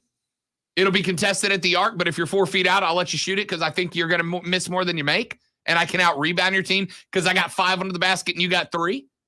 Right? This is why it makes it more entertaining, because we can ask all these questions about what, how, and why of every team that lines up against Golden State for different reasons. This old man yells at cloud article from Bob Ryan is exactly what makes basketball today as good as it is. Texter says, it's really weird that I grew up watching Larry Bird and then Ray Allen throwing all these threes and never heard anything like this when they were. That's from Joe and Greer. Joe, I appreciate the text. Because the game didn't change. The game wasn't all about the 3-pointers when they were out there. The game was still a 2-point game, and now it's a 3-point game. Yeah, the game has changed, and older people don't like it. And I just I think it depends on the team. I'm never going to root for Golden State because I had to wear a dress because of them. So, I mean, and as Colonel Grudge, I must stick to my name. Of course. Texter says, I mean, honestly, does anyone even watch basketball? I haven't watched the game in years. Yes, Texter. In fact, I read a memo from the NBA the other day that said that one guy in Greenville doesn't watch us anymore. We might as well shut the league down. Yes, people still watch the NBA. Yes, you don't doesn't mean nobody else does. You know what? By the way, Golden State's at the Knicks tonight. Steph Curry needs to hit 3 threes to become the single greatest 3-point shooter in the NBA. Yeah, and how long has he been this close? I mean, he's been sitting on 10 for about a week now. Yeah, he like gets 1 or 2 and gets a little bit closer. He's slowed down since he injured. Yeah. But because he's got the guy who takes the shot over. So let me ask you, if he gets to the chance to set the record, which he will before the season's over. I mean, we're not even the season's over. He's setting it tonight. No, what I'm saying is, do you go out and defend him? Do you want to be the guy who he shoots that record-breaking 3 over? Let me channel a famous NBA coach. You play to win the game. It's an NFL coach. That's what I said, right? No, you said NBA. Oh, let me channel a famous NFL coach. You play to win the game. No, if he hits it, so what? Do I win the game? I would love. Steph Curry sets the NBA record, defeating Ray Allen's record for most 3-pointers made in a loss to the New York Knicks. Yeah, I'll go ahead and put that L on that record. I don't condone violence, but I'm flagrant. Just every time he shoots a 3. It's probably a flagrant 2. I know it's going to cost me some money. Dropping an RKO. Yeah, it's going to be one of these. You know what? To go back to where I was taking this. Yes, no one watches the sport. You know what it cost you, average cost, to get into the game tonight? Take a stab, Lonzo. What's the average ticket tonight? Golden State at New York Knicks with Steph Curry needing by the way, he needs 2 3-pointers just to pass Ray Allen. What's the ticket cost to get in tonight? Just because of the record. This is not a normal price, but you're just talking about. No, this is not the normal price, but for tonight's game, what's the cost to get into the building tonight? Average cost of a ticket. $575.56. $893 average ticket cost tonight. But yeah, nobody likes the NBA. I was going with that scalper, down. Yeah, true story. It might work. It might not work. For you for $500. You're dropping almost $1,000 to get into that building. That's Madison Square Garden. Now, granted, it's in New York, a city of 7.5 million people. All right, there's a lot more people there. Might be a different story if they were playing in Oklahoma City, but not much. Yes, people still watch it. All right. Texter says, the only negative I see are moments like when the Rockets jacked up like 27 straight 3-point misses a few years ago. That was a negative to you? I was sitting there going, Yeah, 7, 8, let's keep going. Yeah, that's 14. negative. Dude, that's pretty bad. This is what you expect to see That at the was rec league. hilarious. Because the Rockets at that point were like super cocky, right? I loved it. Texture says, I think Curry deserves all the credit he's gotten, especially for being a smaller guy to have completely changed the game like he's done. Maybe the most since Iverson. And Texture says, yeah, well, I'm a grumpy old man and I'm offended you used 10 minutes on a terrible sport.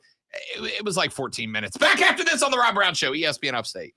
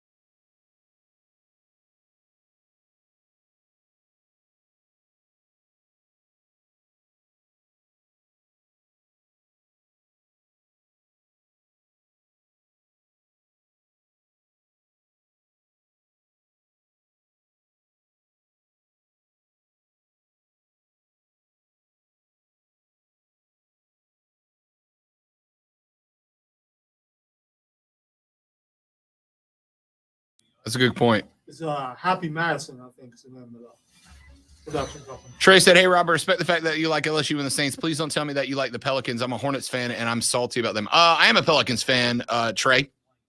You got your Hornets back, and they're better than us. So if you're salty, at least take that to solace, or for solace. I am a Pelicans fan, although it is very hard to be right now because we suck. Zion, if you did not hear, Zion had a setback in his recovery from his foot injury. So now his return, he was on a timetable to return, and now he's back off of it. So we may not see him this year, which draft picks, I guess. And then Kira Lewis, the point guard, tore his MCL. So he's done. Don't know if he'll be able to come back healthy next year. A lot of guys get that injury, and they're just not the same basketball player after it. So, Trey, if it's any consolation to you, yes, I'm a Pelicans fan. And after we got built up buttercup last year, we have been let down once again because we suck. Our GM is not great. Or president of basketball operations, David Griffin. I'm over him as a whole.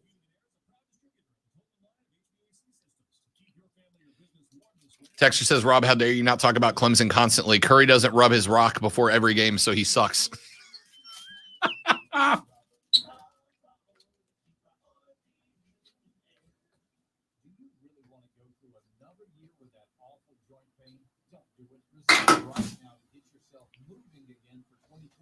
Hey, it's Charlie James. It's time to call QC Kinetics. Non-surgical regenerative treatments for joint pain. We're talking lasting results using natural biologics. We're going to take a quick break and then come back with Julio, or Yeah.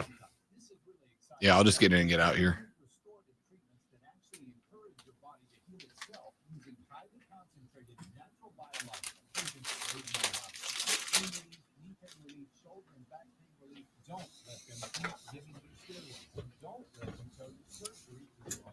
Get a free second opinion at QC Kinetics. Do it now and imagine life in 2022 without pain. Call the local medical professionals at QC Kinetics. 864-448-3772. 864-448-3772. That's 864-448-3772. Tis the season. Season for what? Saying tis? Well, yeah. And for the Upstate Holiday Light Show. Where's that at Greenville Pickens Speedway? We're talking millions of incredible lights, a kids' light zone, 600-foot light tunnel, even a drive-through petting zoo. What? Really? Do we need tickets? Sure, but fast passes are available. Just sign up online. We went last year, and the kids have been asking when we can go back. What did you tell them? Tis not the season. But now they know, and we're going early and often. Plus, it gets the hubby into the holiday spirit, so we're not doing that last-minute thing. It kickstarts our hollies and jollies. We're in. Where do I score some tickets? Just go to upstate.com. That's Upstate Lights. Together. The Upstate Holiday Light Show is going on now at Greenville Pickens Speedway. Enjoy the magic of the season with family, neighbors, and friends. Drive through a nighttime Christmas wonderland as 32 million colors set the sky ablaze, synchronized to the music of your favorite holiday classics. Twice the animals and the carnival rides are back. UpstateLights.com. When others treat your fries as an afterthought, all you're left with are cold, soggy fries. That's why Wendy's new fries are ones you won't forget, guaranteed to be hot and crispy, or will replace them. We're talking natural cut, skin-on fries, perfectly seasoned with a hint of seasoning. In fact, you'll even prefer almost 2-to-1 winter balance. These are fries so hot and crispy, they beg a new question. What would you like with your fries? Try them today, only at Wendy's. This given you a Wendy's take break based on national taste test by independent research. If you're a business owner, it can be tough to hire talent for your team, especially if you're competing with other businesses to find the right people. But ZipRecruiter gives you the edge. Next key marketing manager Aaron Hardy loves ZipRecruiter invites. Yeah, I'm probably going to buy Gotham Knights, but it looks like it's going to have an online co-op available. So, which game was it? I'm sorry. Gotham Knights. Gotham Knights. Yeah. I'm reading through it now. It's got 2-player co-op, so we may. Oh no, it looks. We might have to tag team that a little bit. Okay. That might be the first game we stream.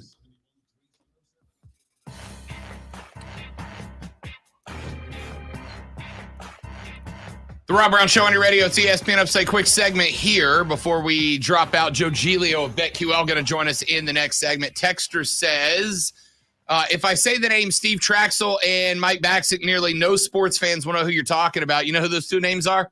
Alonzo, we talked about, would you step out of the way? Or excuse me, would you extra defend Steph to prevent him from getting the record against your team? Steve Traxel and Mike Baxick are two names that have given up big records. Any idea who those two cats are? I know the name of Traxel. The other one I do not. Both of them pitchers, they are the two that gave up McGuire's 62nd home run and the pitcher that gave up Barry Bonds' 756 home run. Both of those guys are attached to records. Nobody knows that. Nobody cares. Yeah, because it's baseball. That's why no one cares.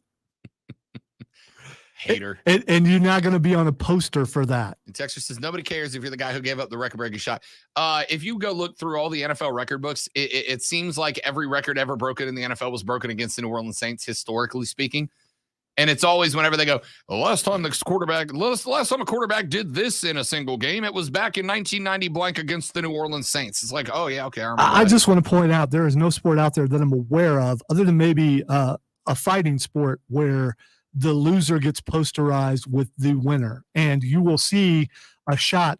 Ask Craig Elo about it. There's some other guys from the NBA where a winning shot or a record was made over them. Every time that clip is showed, you're in that clip and you're the guy they're doing it.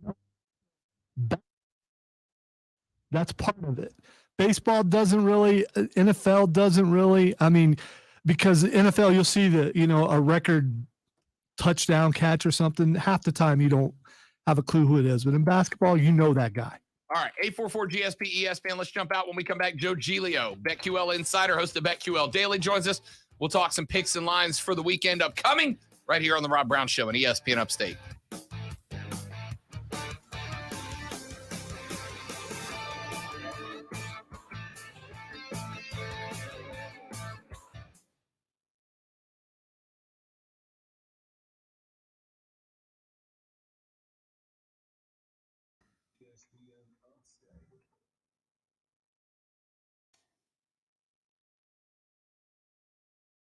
Upstate Golf Card is here and for today for just $99 and get 10 rounds of golf at 10 premier Upstate golf courses. Stalking, River Verde, Legacy Pines, Willow Creek, Carolina Springs, the Club, Brookstone, and more. Order the perfect Christmas gift today at UpstateGolfCard.com. 10 rounds of golf for only $99. Only at UpstateGolfCard.com. That's UpstateGolfCard.com. This feature sponsored by Dell. Dell Technologies end-of-year sale is the perfect time to upgrade. It's big on computers featuring Windows Harley in the next break, and I need a number. I'm going to cut the mic.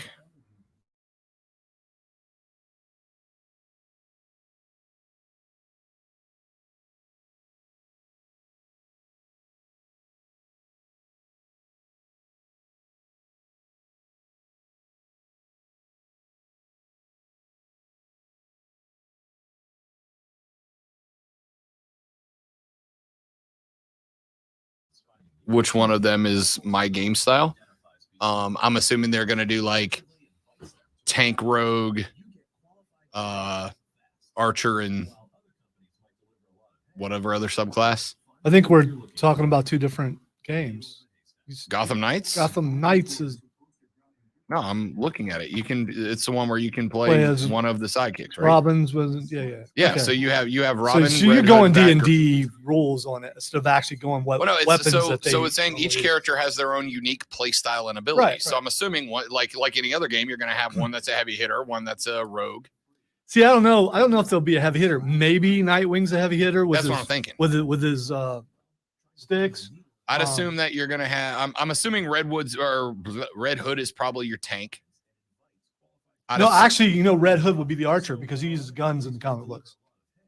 So technically, he would be your archer. Nightwing would be your tank. Robin, I don't know.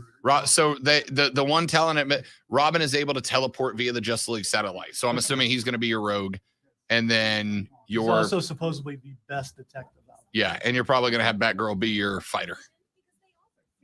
What about Damien? Isn't he in there? I thought he was in there. Is there a short one in there? No, it's just those four. Oh, I thought Damien was in there. I'm just thinking of the TV series.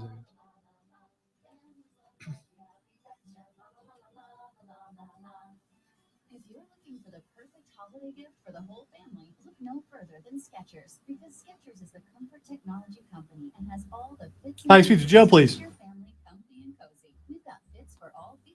Arch fit. I'm doing good. Hey, we got about 30 seconds. Hang on, Joe.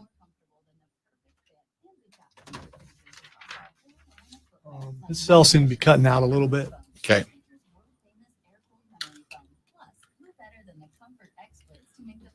Did you see J.R. Smith just got a 4.0?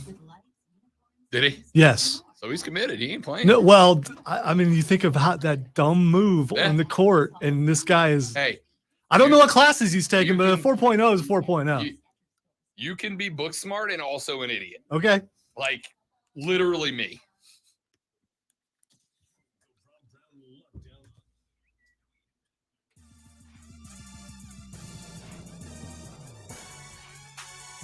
The Rob Brown Show back on your radio. This is ESPN Upstate. Rob, Lonzo, you. And now on the phone lines, we talk to this young man every single Tuesday from BetQL. He is a BetQL insider. He is the host of BetQL Daily, which you can find at betql.com or on the Odyssey Podcasting Network. He is friend of the show, Joe Giglio, joining us here on ESPN Upstate. Joe, what's up, fella? Welcome back, big dog. How you doing, Rob? Doing good, buddy. Doing real good. It has been an interesting couple of weeks in college and NFL football. I want to start, we found out yesterday, Columbia, South Carolina, just down the road from us. Last night, the news breaks that Oklahoma quarterback Spencer Rattler is now former Oklahoma quarterback Spencer Rattler as he transfers there. Kid had a spectacular front season this year, replaced by Caleb Williams about midway through the season because the numbers just weren't there. Was expected to be a Heisman finalist coming to this year, and just frankly, Joe was not.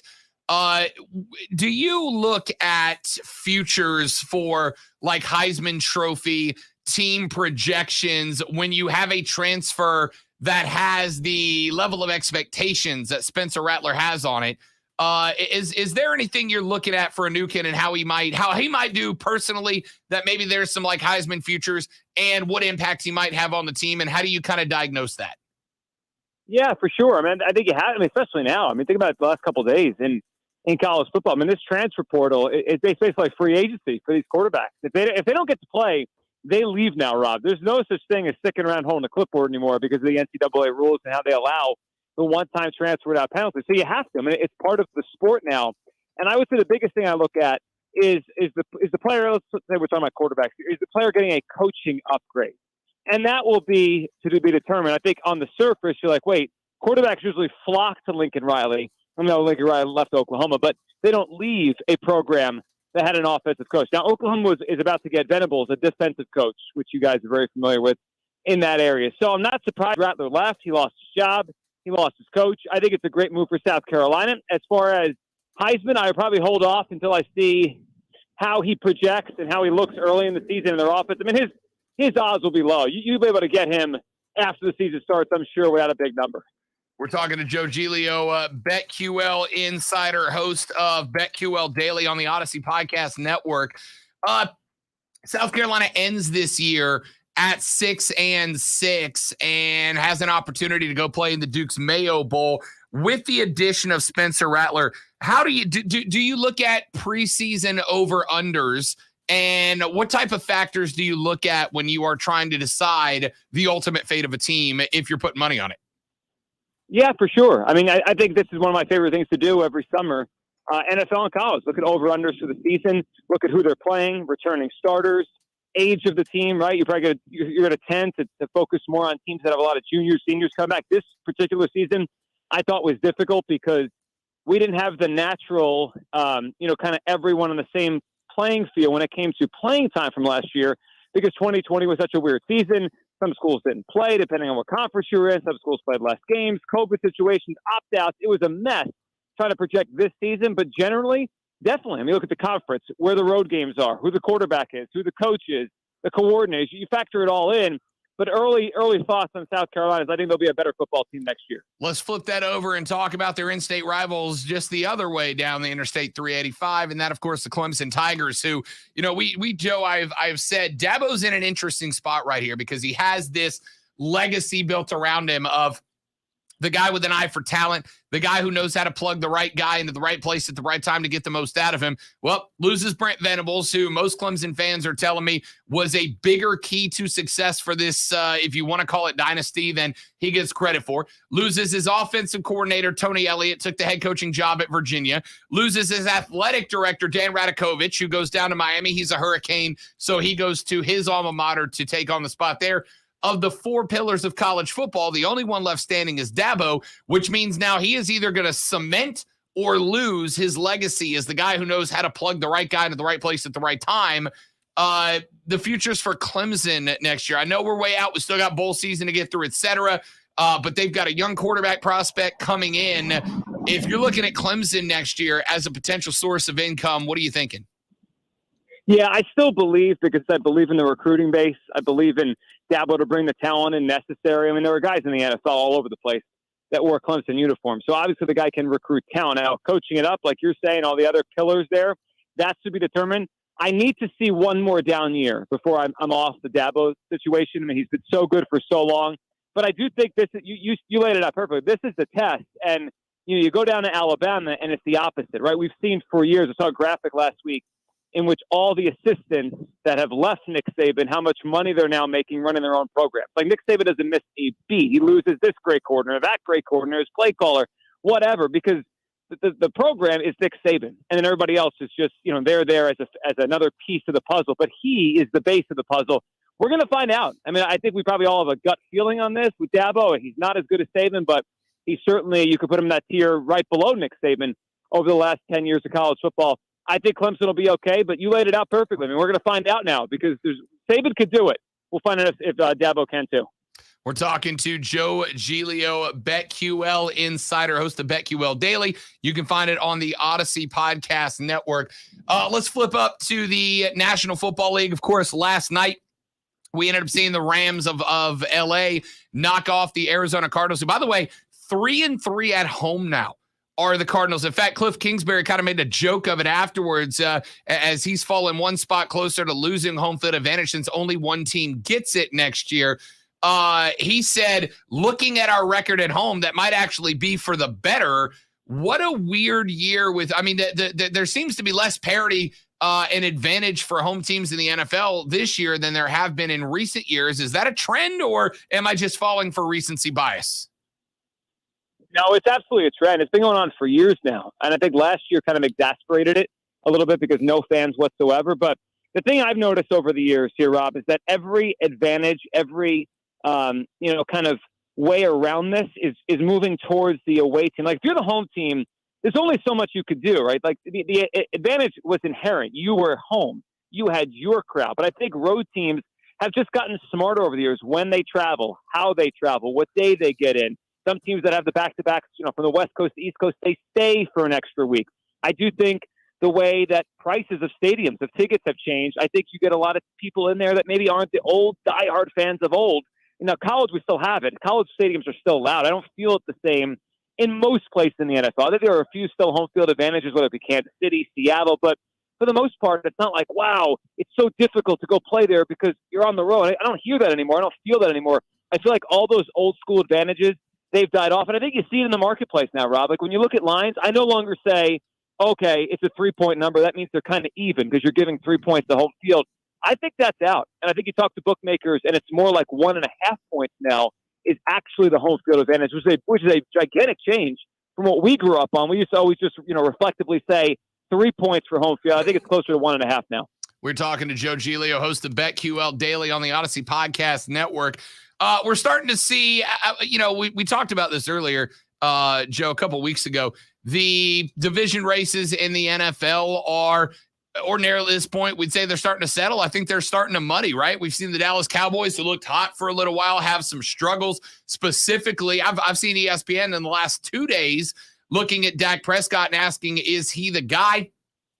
We have seen some other teams, like all of a sudden the LA Rams, who pick up OBJ, finally puts one in the end zone last night.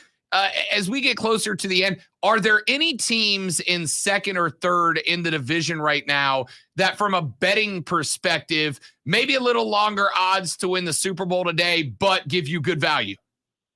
Yeah, I'll give you two. And I'll call it the Tampa Bay principle. Last year, Tampa Bay took them to right after Thanksgiving, and then they caught fire. They didn't lose again. And I'm not saying these teams are going to go undefeated the rest of the way, but this happened. The season is even longer now. 18 weeks.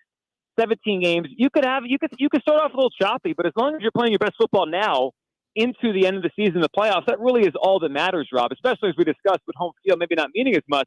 You don't need to have home field advantage. There's two teams I'll give you one in each conference that I think have the look of being really dangerous when we get to January. In the NFC, it's the San Francisco 49ers. They have risen above the muck in the NFC wildcard race.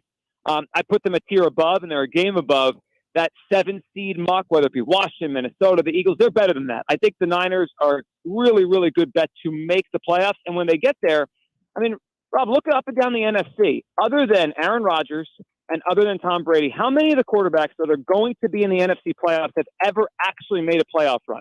And the answer would be none. The only other one would be Jimmy Garoppolo. He has experience. He's played in the Super Bowl. He's healthy. He's playing well. You notice we're not talking about Trey Lance anymore.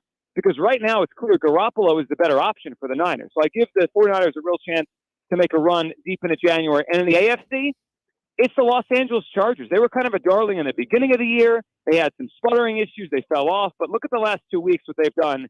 Justin Herbert is a special, special talent. I like Staley as a coach. And they've got a chance on Thursday. You said second or third place right now. But they've got a chance on Thursday to really take control of the AFC West. They're one game back of the Chiefs. They already beat them once. If they beat them this Thursday night, they will be in first place due to the tiebreaker. The Chargers have a real chance to get in January and do some big things. We're talking to Joe Giglio, BetQL Insider, host of BetQL Daily, which you can hear on the Odyssey Podcast Network. We got a couple more minutes here, Joe. So give me some looks. I mean, we have gotten out of the college football season. We talked bowl games last week. So obviously most of the attention right now is over in the NFL, but I'm also keeping an eye on the NBA as well, as we're kind of starting to see some teams get a little more fatigued. Anybody over in the NBA right now that are consistent winners for you? Yeah, I mean, it's very difficult to go against the Golden State Warriors right now. I mean, they've been so good. They had a hiccup on Saturday against the Sixers, but I like them tonight to bounce back. They won last night late in Indiana, but I think they'll put a hurting on the Knicks tonight. They're 4.5-point favorites in Madison Square Garden.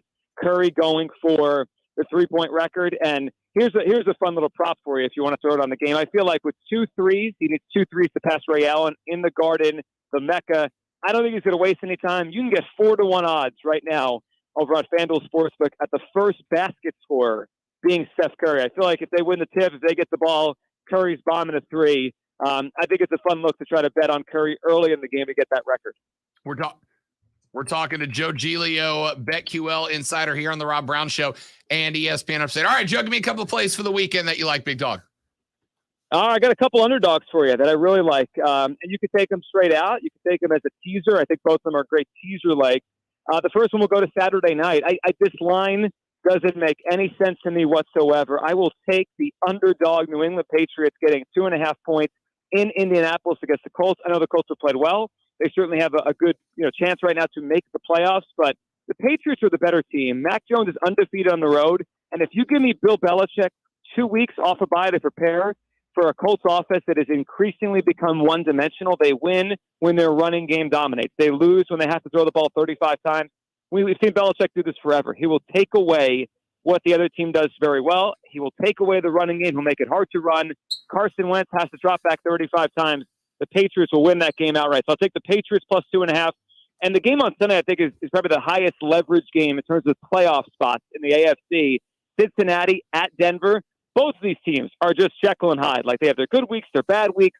I think we're due for a good Cincinnati week, a bad Denver week. I can't go against the quarterback matchup. It's just so enticing to get points with Joe Burrow against Teddy Bridgewater. I'll take the Bengals plus 1.5 on the road in Denver. There you go. Joe Giglio is a BetQL Insider and host of BetQL Daily. You can find it at BetQL.com or on the Odyssey Podcasting Network. Joe, my man, I appreciate it as always, big dog. We'll talk to you next week. Sounds great, Rob. Thank you. Looking forward to it. That's Joe Giglio of BetQL. Back after this to wrap up Hour 2 on the Rob Brown Show and ESPN Upstate.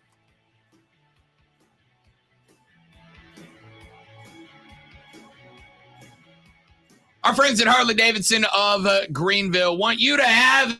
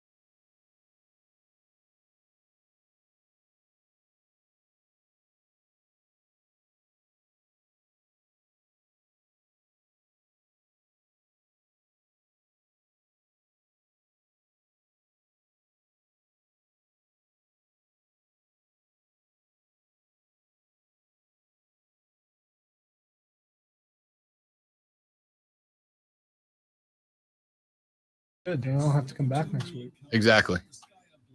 Synchronized to the music of your favorite holiday classics. UpstateLights.com. My online sales are through the roof. Now I need to get these orders. And not like I'm doing anything, but still. Oh,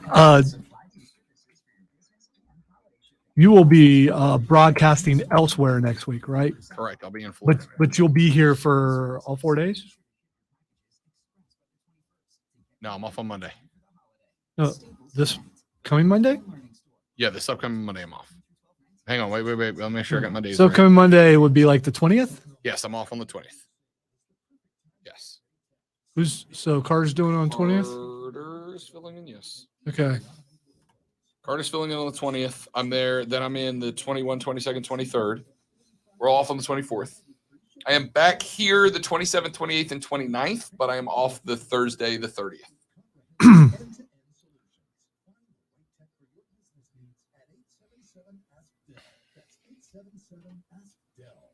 If your family depends on your income and something happened to you, what would happen to them? You need life insurance, and SelectQuote can help you get it at a price you can afford. SelectQuote found Jacob 40, who's in excellent health, a 10-year, $500,000 policy for only $19. Stupid autocorrect. Stop it. I don't need your help.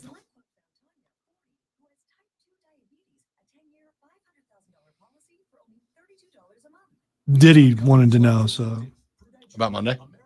because he's filling in next For week you for next me. week. Yeah, so he needed to know. He wanted to know who he's working. Yeah, with. he's with Carter Monday and then me Tuesday, Wednesday, Thursday. Well, now he knows, and knowing is half the battle.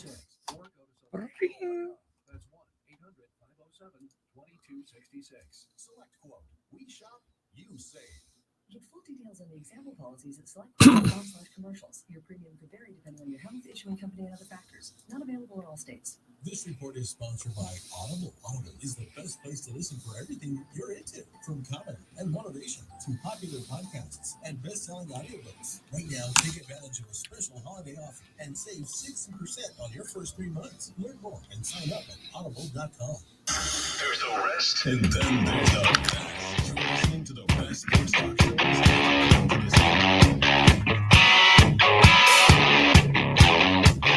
Yes, indeed. Wrapping up hour number 2 of the Rob Brown Show right here on ESPN Upstate. I am Rob. Lonzo is at the buttons today. 844-GSP ESPN 844-477-3776. Text us on the Ingles Market text line at 71307. When we come back, Robert Griffin III has written a tell-all book about his time with the Washington football team, and it makes the situation uglier. A couple of former Washington football players are speaking out against him, and I'm going to tell you why they are wrong to do it. Plus, what went wrong with the Carolina Panthers in their loss to the Falcons. That might take me more than one segment, to be honest with you. We'll break that down as well. Plus, we'll get back to the Spencer Rattler conversation and more. I'm Rob. He's Lonzo. This is the Rob Brown Show on ESPN Upstate.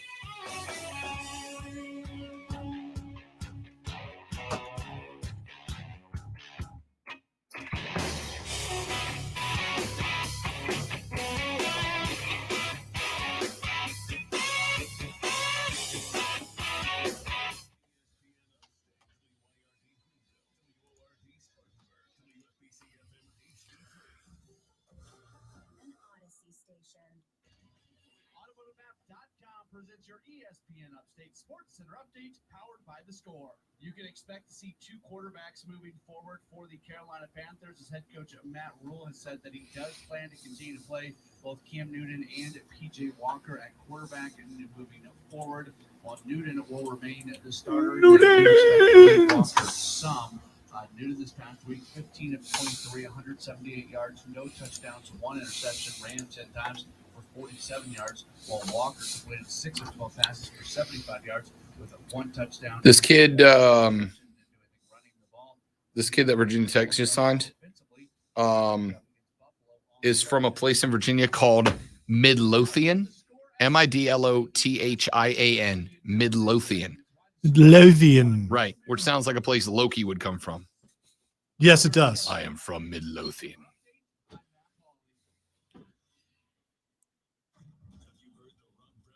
Native American inspired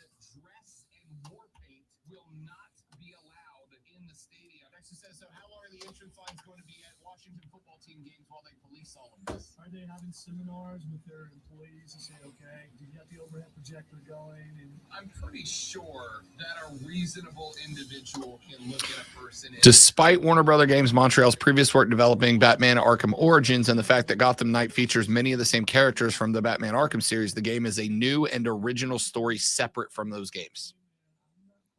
So you haven't seen the trailers. Nope. Batman's supposedly dead. Yeah, that's what it says. Yeah, and they have to It take says care they of get a Gotham. recorded message from Batman Yeah. that brings them together to. I might have you turn the sound on in the monitors and watch it during the break. Okay. From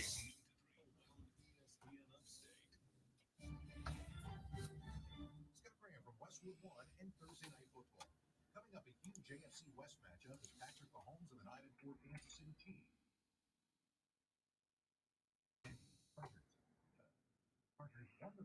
Wrong, Joe Giglio. Chiefs are gonna win. I'll show you.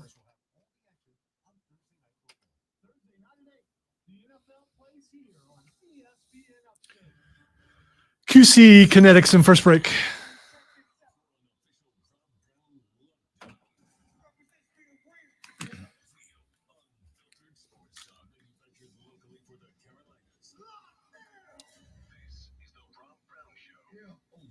Did you just do a thing? No, I said QC. Oh, got you. Yeah.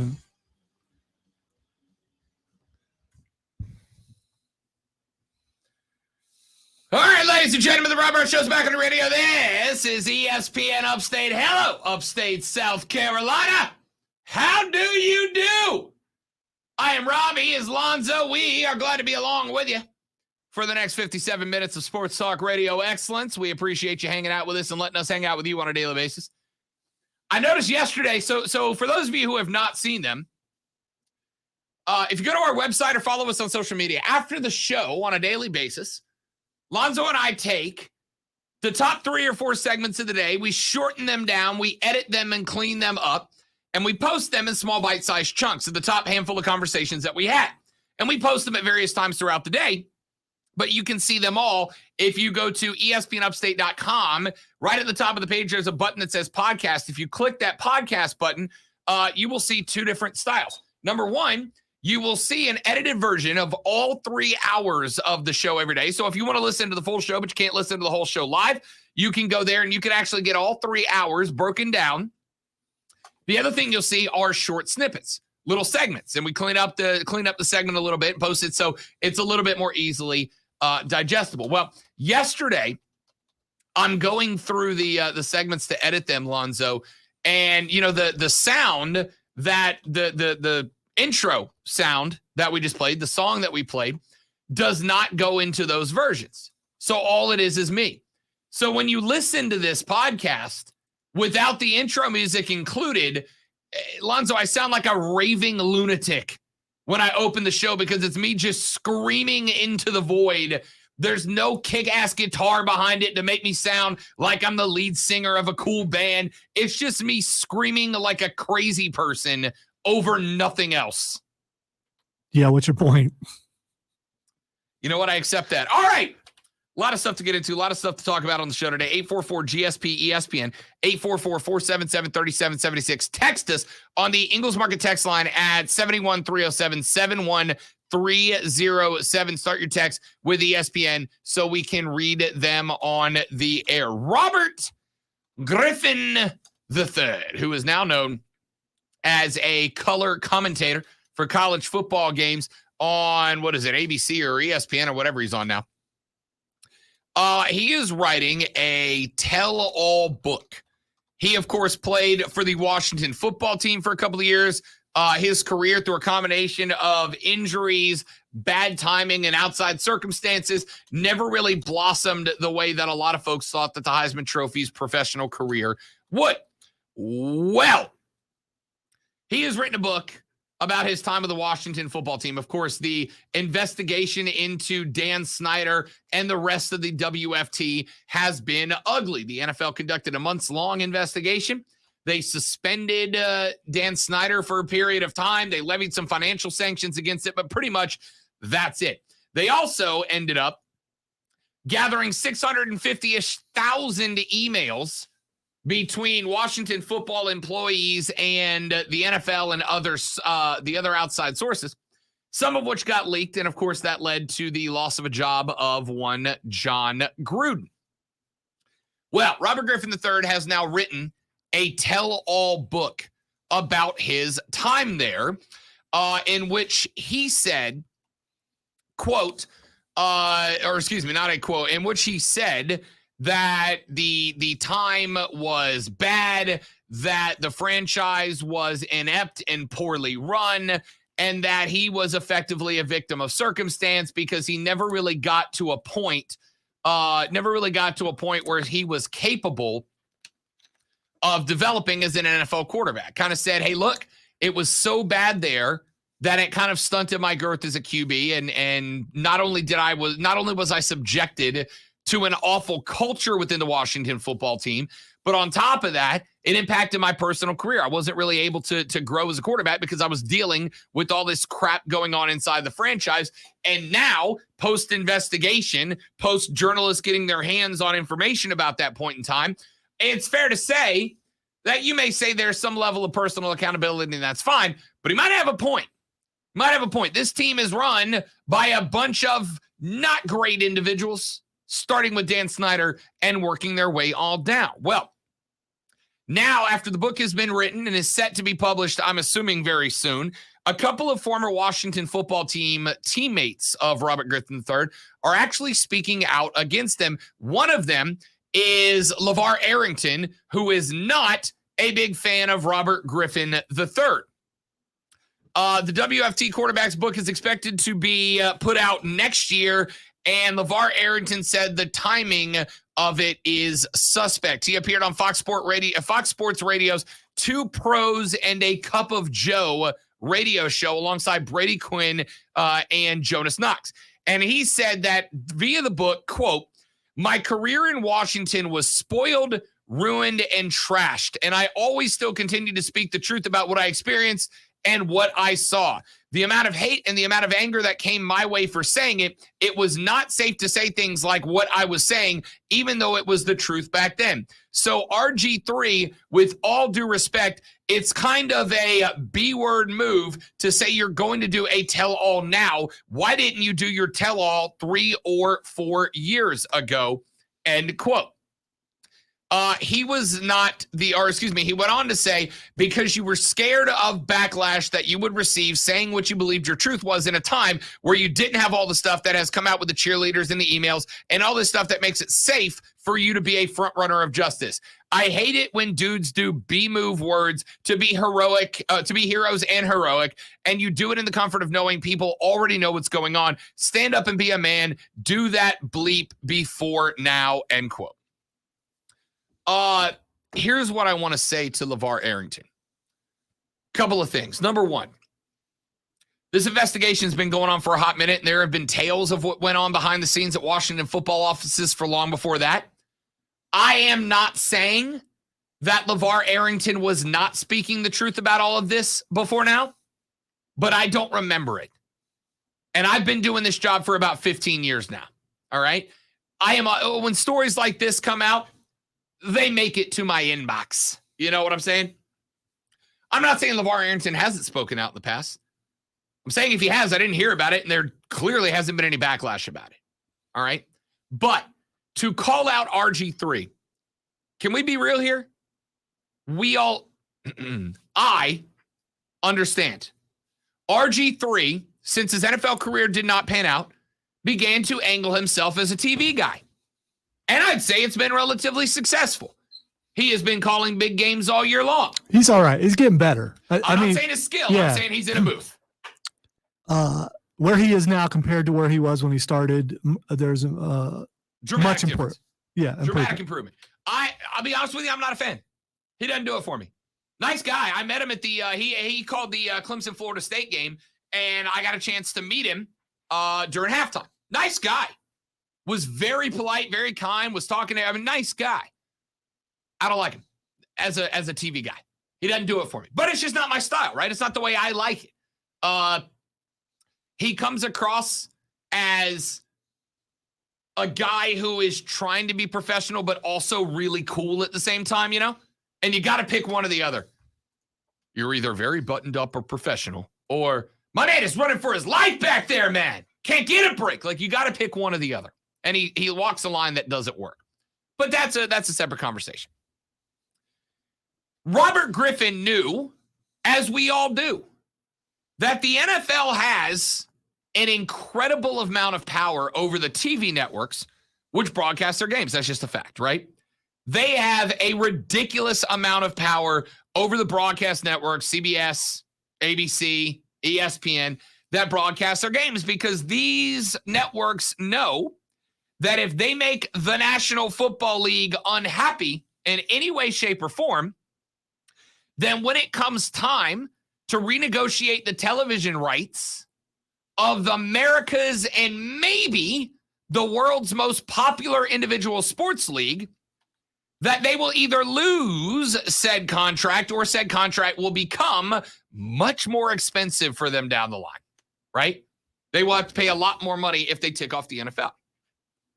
Robert Griffin III knows, I would think, or at least thought, and I'll assume this, that he knew, speaking out about his time with the Washington football team before he got himself into a successful position and had name recognition as a broadcaster, not a football dude, would draw the ire of the National Football League.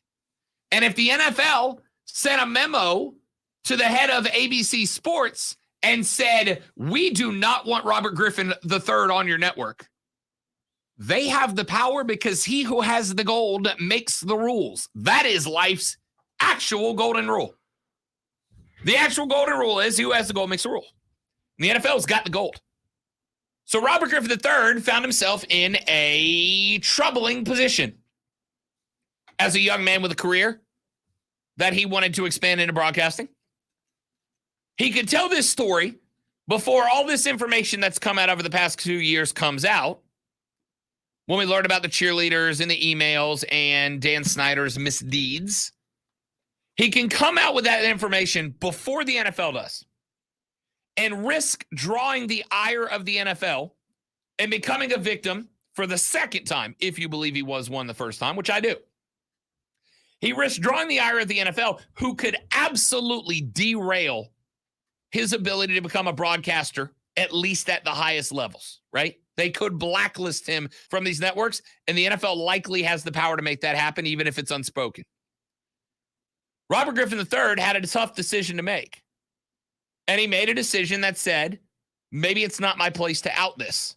Maybe it's not my place to tell this story, especially considering, now, there are some of you, I have no doubt, because I had this battle within myself when I was looking at this story earlier. There are some of you that may say Robert Griffin III made the wrong choice. Hey, he had the ability to stand up for what's right and tell the truth about an ugly situation, and he chose his own career over that. And I'll be honest with you, that's not an unfair take. That's not an unfair take.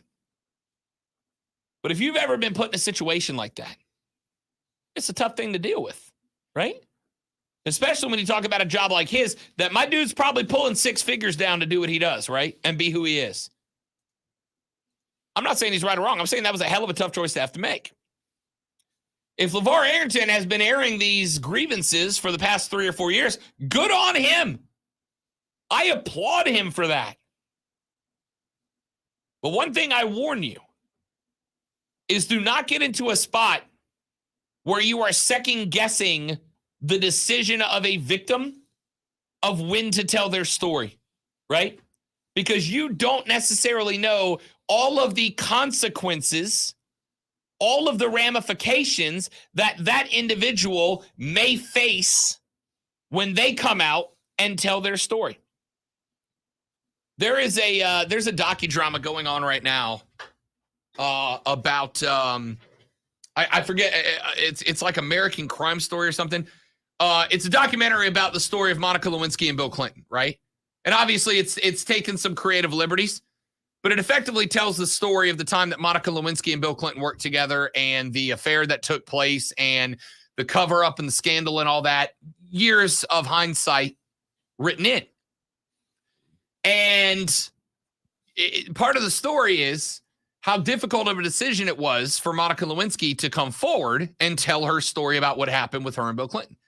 And I was very young when all this went down, but I remember a lot of people going, "Oh, why is she coming out and tell the story now? Right? Why is she telling the story now? Why didn't she tell it back then when it happened?"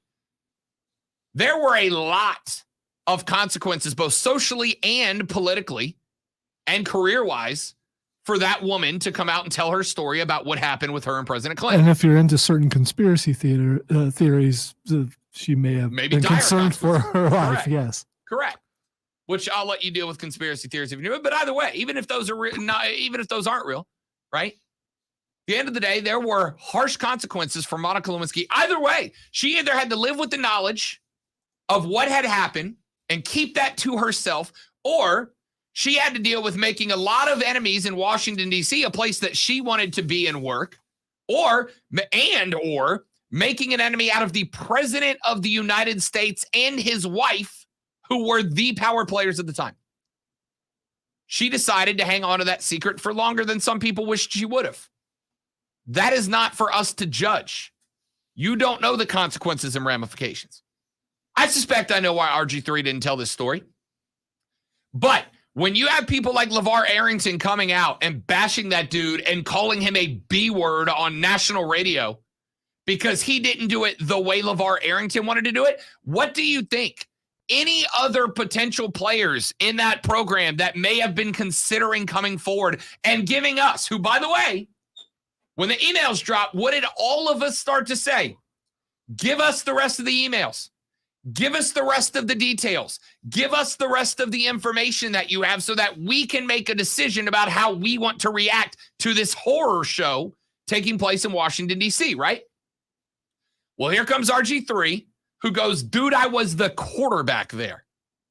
Likely the player that has more interaction with the front office than anybody else in that office as a player. He comes out, tells his side of the story. Here's what happened when I was there. Here's my receipts, right? And former players start calling him a B word because they didn't do it the way the problem that you have here is there may have been other players, an offensive lineman here, a cornerback there, that have similar stories that could shed more light on one of the biggest, ugliest situations in recent memory, maybe all time in the National Football League, who now may go, you know what? I'm not going to tell my story because I'm still trying to make a name for myself, and I'm not going to have LeVar Arrington calling me a B word on national radio and making me look soft. I'll just keep it to myself. Or on the other hand, perhaps people will go, I was never going to read this book, but now I am, because one guy is so against how this was done. Suddenly there's more attention on this book than maybe there was before. I'm not saying this is a setup marketing ploy, but it could be. I don't think LeVar Arrington has. I mean, I don't think RG3 was like, hey, LeVar, I'll give you a cut if you call me a B word on national radio. And is LeVar painted? He was done by then, wasn't he? Would he be painted in a bad light? I mean, I kind of am right now, right? I kind of am painting him in a bad light because, again, LeVar, it ain't your life, man. It ain't your life. You have no idea what potential consequences faced Robert Griffin III based on his ability to tell the story. Do I think it would have been the right thing for him to tell this story earlier? Yes. Yes, I do. If this wasn't, if there wasn't this back and forth between the two, would you have known that this book was coming out? Yes, but that's only because I'm in the job that I'm in. Yeah, because I had no idea, and I had no interest when you first started talking about it until LeVar was against it. Now I'm interested in reading it to see if there's some dirt in there on him, or if this is just. I didn't even think about that. Yeah, that's what I'm saying. I didn't even think about that. I mean, because you come right out and go, man, well, we'll see. We'll see. I'm intrigued. That's a good point. I didn't think about that. You know, were there some former players that remain close to the organization that maybe knew? I mean, look, again, now LeVar says that he's been talking about this for 3 or 4 years now. Okay. I'm not saying that he. So it's not his type thing. No, I don't think so. I don't think so. Though, again, LeVar says I've been talking about this for 3 or 4 years. I don't know if that's true or not. I have never heard of it. It doesn't mean he wasn't. It just means I personally have not seen that yet. So I don't know if he has. But whether he has or he has not, LeVar Arrington clearly didn't have the visibility that RG3 has right now with his decision to make this move, with his decision to tell this story. I am curious, though. Has the NFL ever blackballed a potential announcer and did what you said they could do? The reality is, have they ever? We would never find out. Is we'll never know. Yeah, but right? Because the only person who would ever say that would be the announcer, and at that point, since he's the only one saying it, we'd go, "Hey, he may be right, and he also may be a conspiracy theorist." Right? I've known plenty of radio guys who have been let go for valid reasons that again go out and start saying there was a conspiracy to keep me off the air. No, dude, they just didn't like you on the air, right? It's happened to all of us. It's happened to it's happened to a lot of us. Sometimes you just don't fit what the station's trying to do. Sometimes you did something dumb to get fired. There's a radio show host in Destin many moons ago who worked on the morning show with me for a very brief period of time. 3 times in about 2 months, he showed up for the morning show, Lonzo, drunk. He got fired and he started telling, oh, the owner over there was against me from the beginning. Oh, yeah, the guy hired you. He was against you from the beginning. No, dude, you showed up. And it got to a point where we had to tell people, because he was talking about it so openly, we had to tell people, hey, this guy showed up for work multiple times in no condition, not just to work, but to work as the public face of the radio station. So we had to let him go. But, it was a conspiracy theory against him. They just didn't like his truth. There were some similar stories around here, but sure. But there were also news stories about incidents that happened when someone was inebriated. So the point here ultimately is, I don't know if the NFL has ever done that, and we'll never know if the NFL has ever called up Disney and ESPN and gone, hey, we don't want that guy on the air, right? We'll never know. But do they have the power to do that? I'd say yes. I'd absolutely say yes. Because they're holding the contract rights to the most successful league in America over the heads. Now, and they may also have some emails. Yeah, who knows? But the point is, LeVar Arrington does not know what consequences Robert Griffin III had if he elected to speak out and write this book earlier than he has. It is not your place, LeVar, to dictate to victims of circumstances when and when they should not speak out. Those are their experiences to share with whom they wish, when they wish, not yours. And the problem is, with guys like LeVar calling RG3 a B word, he creates a situation where other players who may have damning stories about this that could move the ball along and gets Dan Snyder out of the league, they might be less likely to come forward now, knowing that former Washington football greats are going to call them a B word on national radio. Back after this on the Rob Brown Show, ESPN Upstate.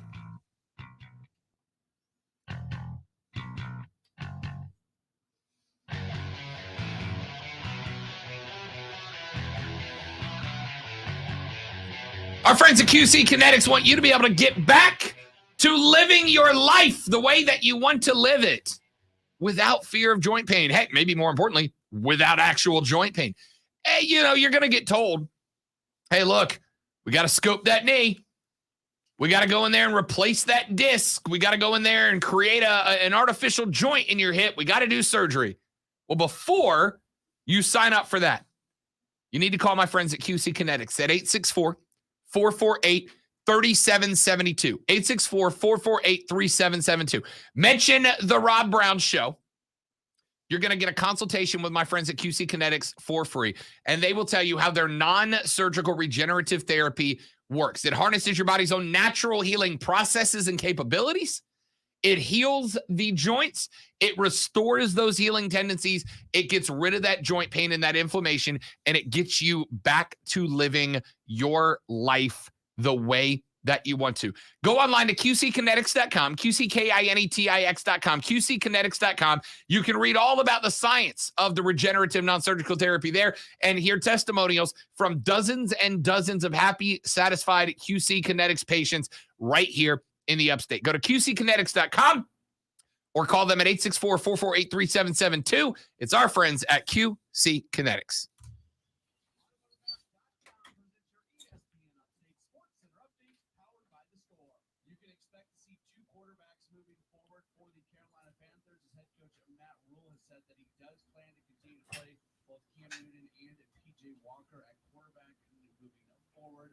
Newton will remain the starter. They do expect to play Walker some.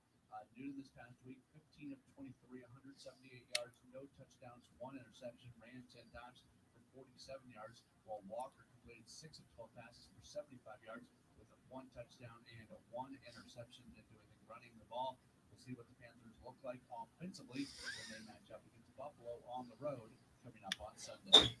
Download the Score app today. Lightning fast sports alerts so you never miss a thing. It's why the Score app is one of North America's most popular sports apps. With your ESPN Upstate Sports Center update, I'm Matt Pauley. Weekends at the Well are back for Furman University basketball. Encore Wellness Arena in downtown Greenville is the site. 4 games over 3 different dates, and tickets are available now at FurmanPaladins.com. Mark your calendars for January the 8th, February 5th, and February 19th. 4-game packs starting at just $40. Individual game tickets are on sale. All the information. I just thought of something. I'm going to have to check with engineering afterward. With the board's always live now. Yeah. I'm not sure if we're able. Oh, if we can record? I mean, we can record at the production studio if we need to. It's just one mic we got to pass back and forth. Use a different production room. Oh, that's true, too. Joe's not using the one downstairs. Or the new block studio. It's got a phone hooked up. Yeah, but it's live. Oh, it's always live, too. Yeah, that's right. All stations. Oh, we can do it. Is there a phone in that downstairs office? That's what I was talking about. Yeah. Okay, yeah. Studio. It just depends on if Joe has clients scheduled or not. But when we're done, we will research it and find out where we can do it. There's also, I believe, 2 mics in the rock production studio. Okay. We just got to make sure it's clear at 11.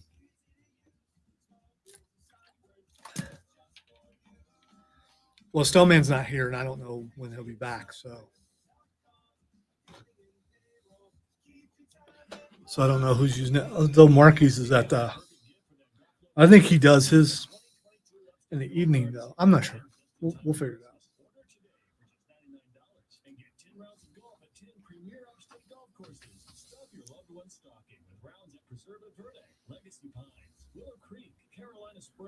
The club at Brookstone and more. Order the perfect Christmas gift today at UpstateGolfCard.com. 10 rounds of golf for only $99. Only at UpstateGolfCard.com. That's UpstateGolfCard.com. Spectrum Business delivers the best internet and phone solutions for small businesses. Switch to Spectrum Business today and get fast, reliable internet and advanced phone at a great price. Spectrum Business. No nonsense, just business. All season, you can follow your favorite team no matter where you are on Odyssey, your audio home for football. Odyssey brings you local sports talk across the NFL's biggest markets. Get Monday morning reactions and exclusive interviews with football pros like Patrick Mahomes, Matt Jones, and more. Even check out what your rivals are up to with local coverage and fan reactions from their stations, plus podcasts for your team. We got you covered from all angles. Stay in touch with the heartbeat of your team, even when you're thousands of miles away. Download the Odyssey app today to get started. Lines at the DMV. Days till you get your next paycheck. Getting your car warmed up on a cold day. These are all things that's shorter, just like now you can complete the evening program in 30 weeks, almost 30% shorter. You could start your new life as an IT pro in months, not years. No IT experience, no problem. Go to mycomputercareer.edu and take the free career evaluation today. Financial aid is available to those who qualify. It's not rocket science. It's mycomputercareer.edu. With 24/7 customer service and guaranteed repairs, your Progressive policy works the way it's supposed to. Unlike this stressful meditation guide. Take a deep breath. Focus on all the things you have to do. Did someone make the vet appointment yet? You don't know? That feels like something you should know. Switch to Progressive today. You are a mess. Progressive Casualty Insurance Company affiliates. Repairs through Progressive Network jobs guaranteed for as long as you won't lose your car. Opinions one. Opinions are like this.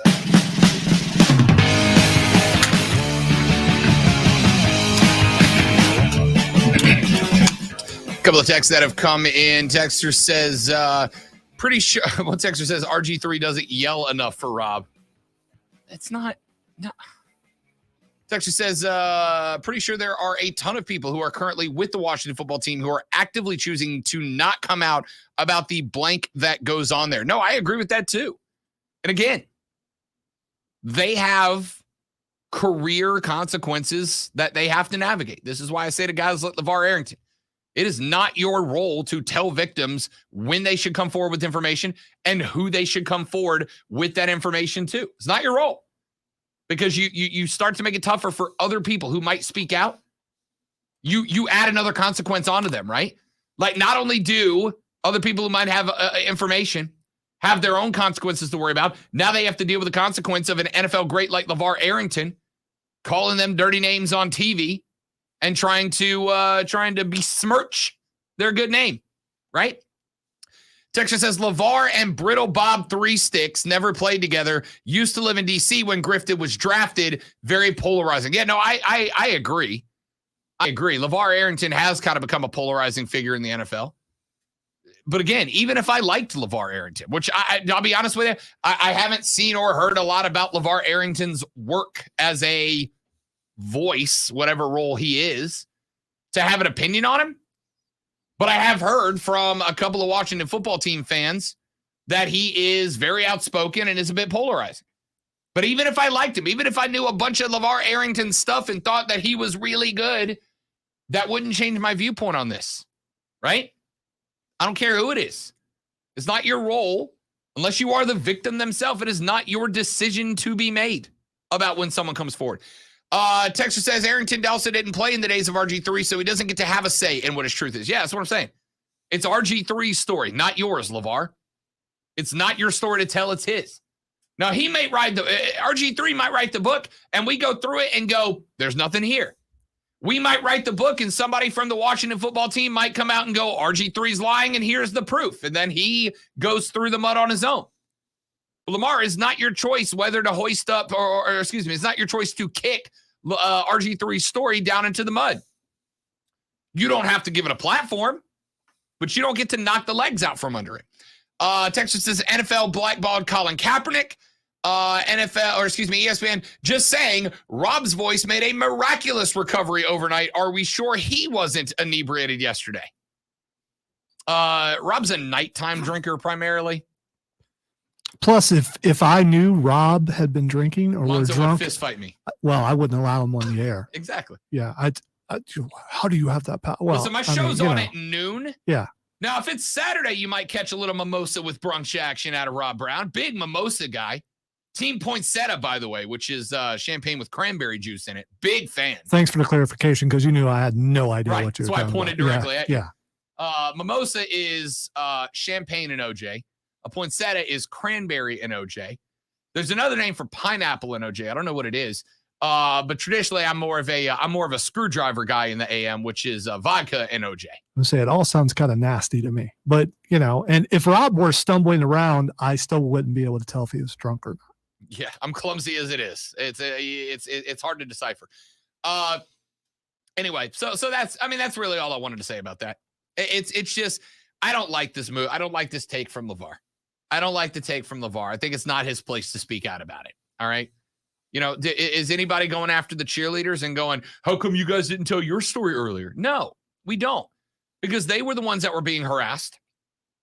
And they were the ones who had genuine career considerations and consequences that they had to think about before they told their story. Yes, it is easier to tell your story when someone else shares the experience with you, right? I've been in that situation before. It is easier to share your story when somebody else has shared that experience and you know that you are not alone. It is also easier to share that story when a number of people have told the same story and you know that there is support for the story, right? A cheerleader would have had to come up with the consequences of, not only do I lose my job with Washington, but will other NFL teams blackball me? Will other NFL teams say, you can't be a cheerleader here because you wrecked their crew with your story? That's a genuine concern. But now that the story's out there and no cheerleaders have lost their job, and they have found out that the majority of NFL fans have their back and support them and their story and are against those that they are accusing of impropriety, now it's easier to tell the story.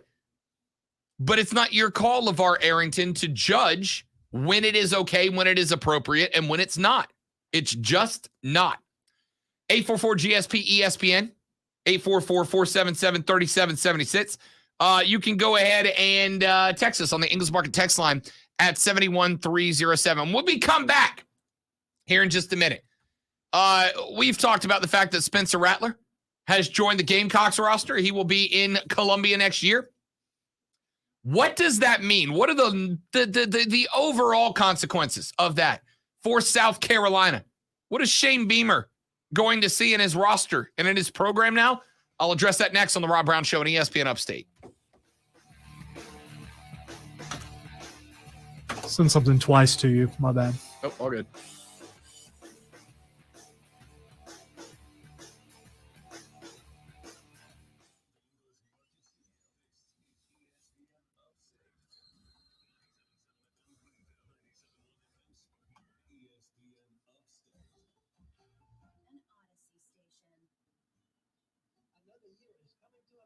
You sent it on Twitter or Facebook? Facebook. Oh, Facebook. Okay. Got it. Man, if I didn't need to like Bret Hart more than I already do. Well, you should read. I just read just a little bit of it. I was like, okay.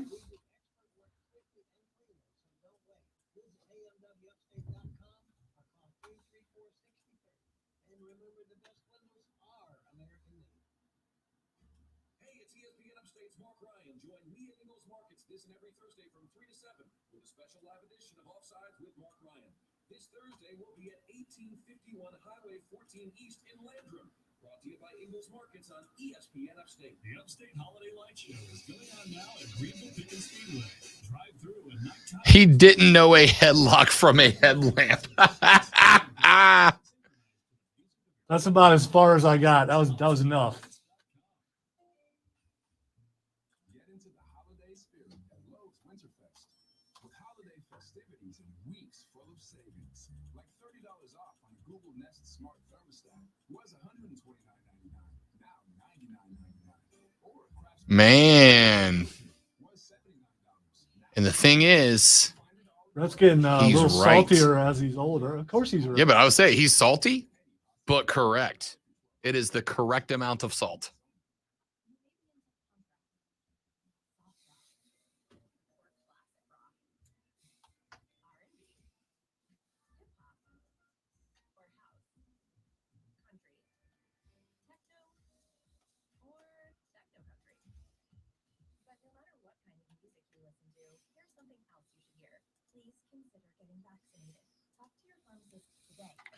I don't know. That leg drop back in the day was pretty lethal. I don't know how you get up from that. I will say, as a little kid, I didn't, Hulk Hogan was larger than life, which is what they were marketing, of course. And then you realize how big he really was when you saw him in Rocky 2. Was it Rocky 2 or Rocky 1? I mean, he was definitely a monster. Of course, Sylvester Stallone's like 5'2" or something. I don't know, but still. What makes AutoZone America's #1 battery destination? Because they offer free battery testing and charging and reliable replacement batteries starting at just $79.99. And they've always got your battery solution. Get in the zone. AutoZone.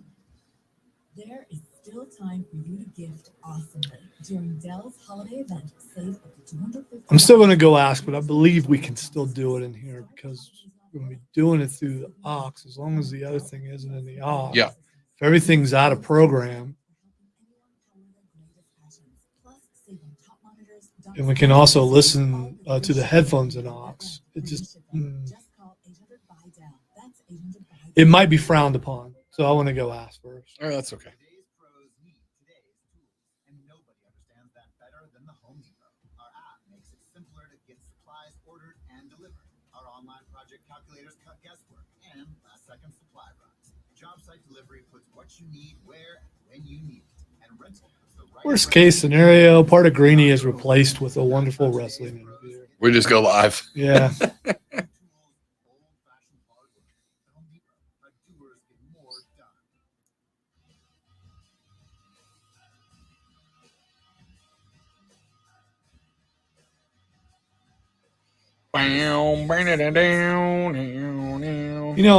I need to ask because I kind of believe the way things are wired now, No, maybe not.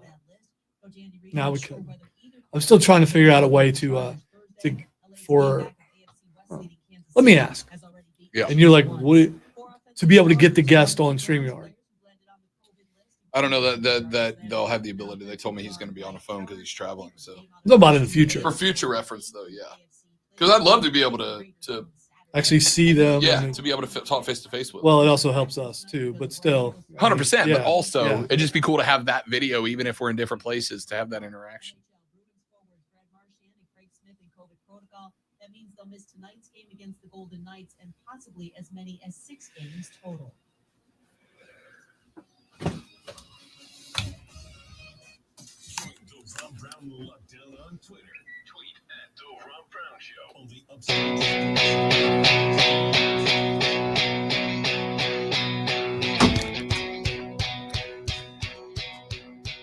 All right, ladies and gentlemen, the Rob Brown Show rolls on. It's ESPN Upstate. I'm going to get to the Shane Beamer thing in just a second, but before I do, LOL's around.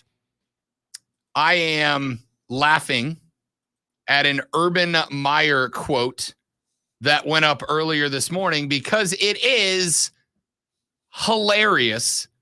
Herb was asked about Andre Cisco, who is a defensive player for the Jags, who he's a safety.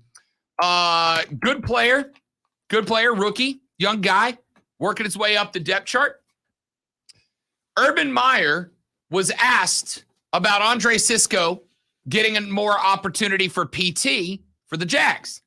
Urban said, and I quote, Cisco is playing a little bit more. I don't have his numbers in front of me, but he's playing a little bit more, which is cool. Except for Alonzo, Andre Cisco played precisely 0 snaps for the Jacksonville Jaguars this weekend. 0. But here's Herb saying, yeah, he's playing more. He's getting more PT. No, he's not. Herb is mailing it in at this point. The writing's on the wall. My dude is done. I don't care what Shad Khan says. Herb is just trying to finish up this year and get out at this point. He is waiting to get fired so he can cash that buyout check and buy himself 3 or 4 more bars to meet 24-year-old single women in. That's what Herb's doing. Mailing it in. What a joke. How is anybody defending this cat at this point? Doesn't even know his own roster. On today's version of Rob Brown Hates Urban Meyer, I would pay a journalist in Jacksonville to ask Herb about a guy who's not on the team. Like, make up a name. Hey, coach, how do you feel about James Gardner getting some more snaps this weekend? Because I got $1 to a donut that says Herb makes up an answer. Oh, old James is, he's showing some stuff in practice that we really like, and we might get him some snaps this weekend. We'll see if he earns it between now and Sunday. I'm not trying to defend him, which is how I always. But, I haven't heard the audio, so I don't know how the question was phrased. And there could be a question of distance between reporter and Urban Meyer, with protocols and all that kind of stuff. Maybe he didn't hear him exactly. I'm worried about you. Are you good? There's no way that's a possibility. No, I'll never say that there's no way of anything. All right. Well, what was the guy's last name again? Cisco.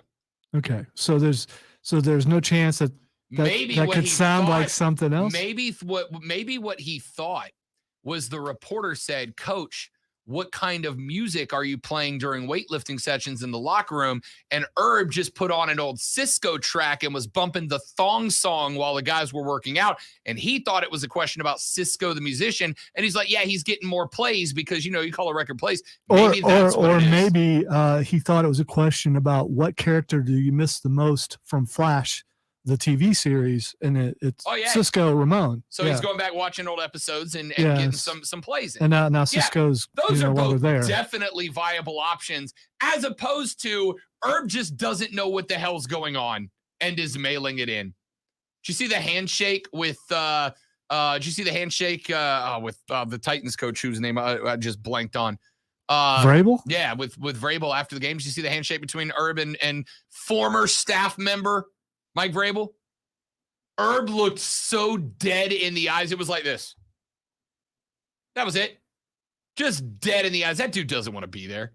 He wants to be at the bar, getting his lap grinded on by a college student.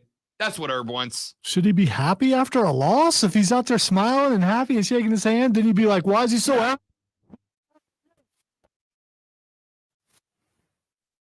And then there's, I don't want to be here handshakes.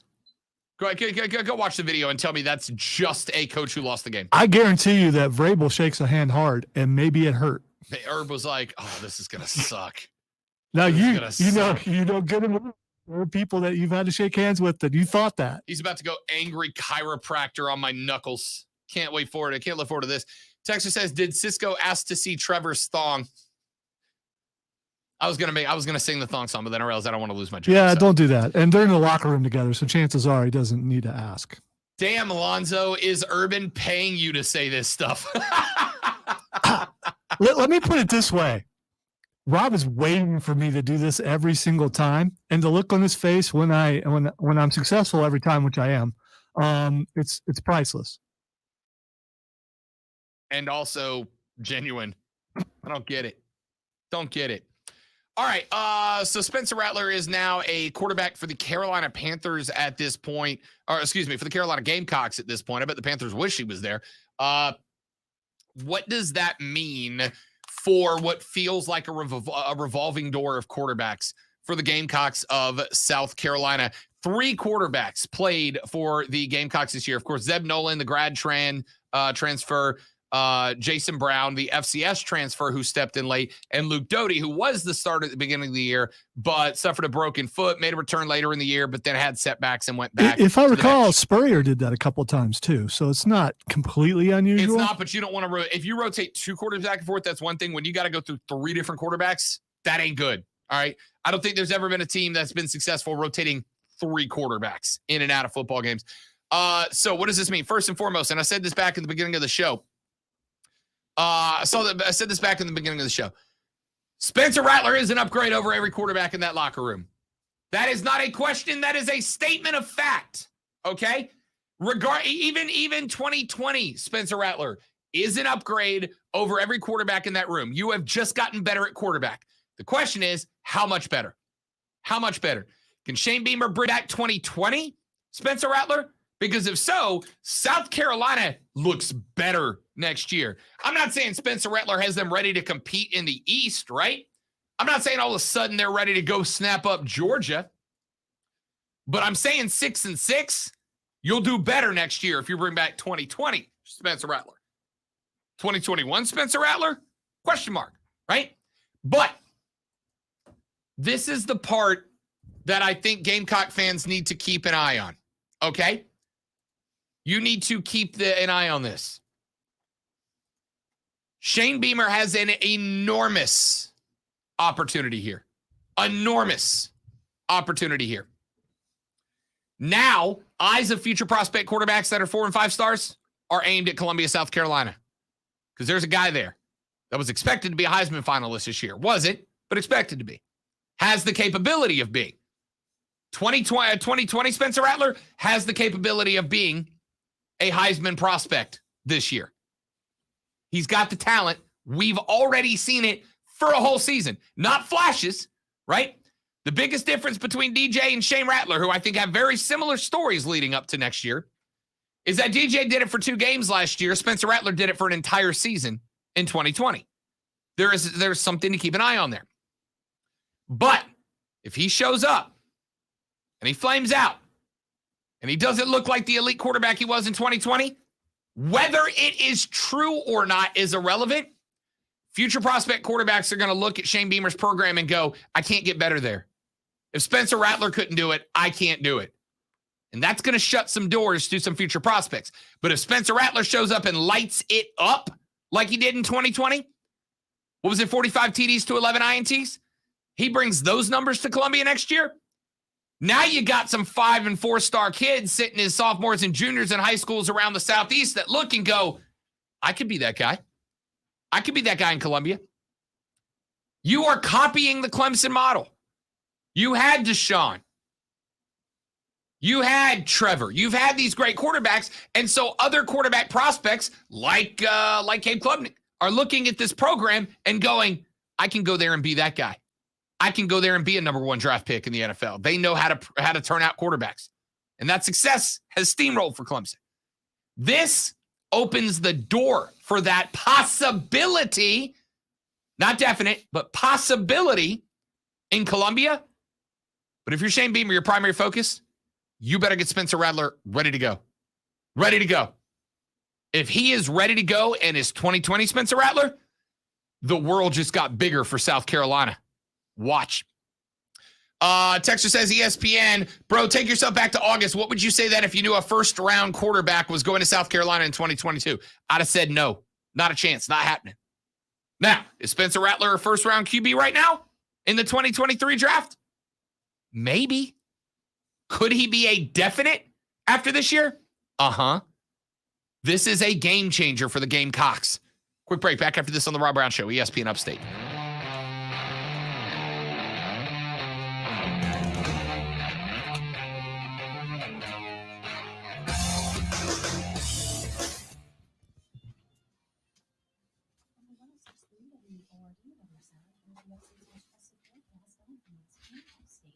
Mostly sunny skies this afternoon with a high around 64. Tonight, mostly clear to low near 37. High wind temperature will be 9 degrees. Thursday temperature top down to 65. Geologist from the beach heat snow. Winds coming upstate.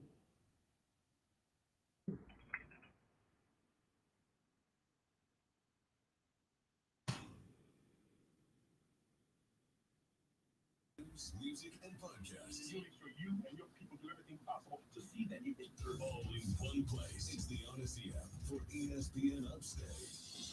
Odyssey is your new home for all the audio that matters to you. Download the Odyssey app today. Get all the sports you love. And listen to ESPN Upstate. At Fisher Investments, our clients know we have their backs. How do your clients know that? Because Fisher Investments is a fiduciary, the highest standard for a financial advisor. It means we're there for our clients and always put their interests first. So wait, you do it because you have to? No, we do it because it's the right thing to do. Our clients trust us with their retirement savings, and we know how important that responsibility is. So we take the time to really get to know them. Get to know them how? We make sure we understand their unique goals, finances, health, family, and lifestyle, so we can tailor their portfolio to their specific needs. Our goal is to help them. The Donna lady that I read that message from in the first part of the show just wrote back and said, caught your shout out today, and I almost fainted in the school line. You, Alonzo, keep doing what you do, and just know you have a huge fan here in Gaffney. Cool. It is. Ooh. Ooh. Clearly different money management. Investing in securities calls the risk. There's nothing worse than coming home from a long day to find out that you're here. Sometimes you just got to get the muscle memory down. HVAC company you can trust. A company like Priority Heating and Air.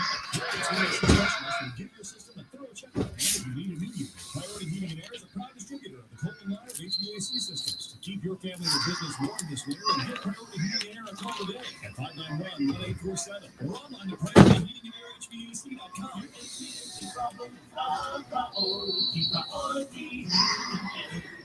The Upstate Holiday Light Show is going on now at Greenville Pickens Speedway.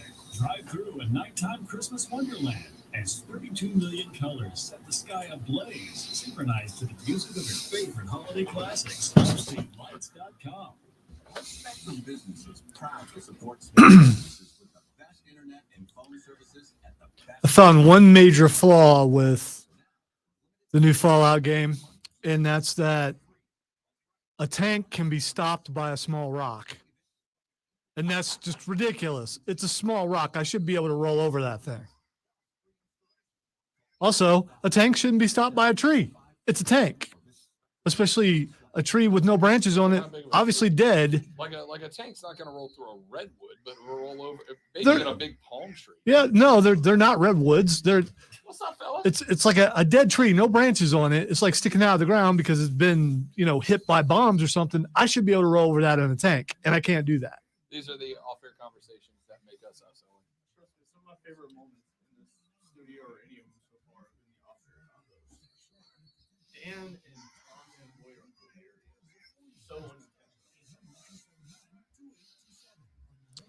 Friday nights were always interesting with Cole too, by the way. I don't know if you got to, I can't remember if you got to run any of the Burns games, but Cole. Yeah, Cole was hilarious. Yeah, yeah.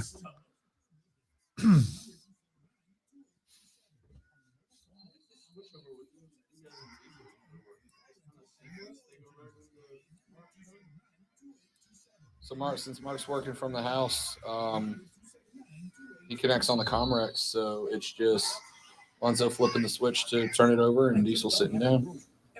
I mean, there's more to it, and I'm an idiot, but yes, the answer is yes. Well, that's basically it. That's, I mean,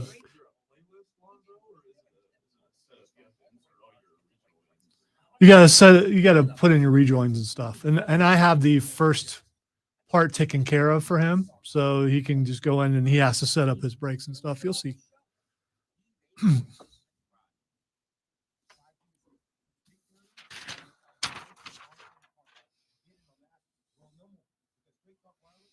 So what you up to, bud?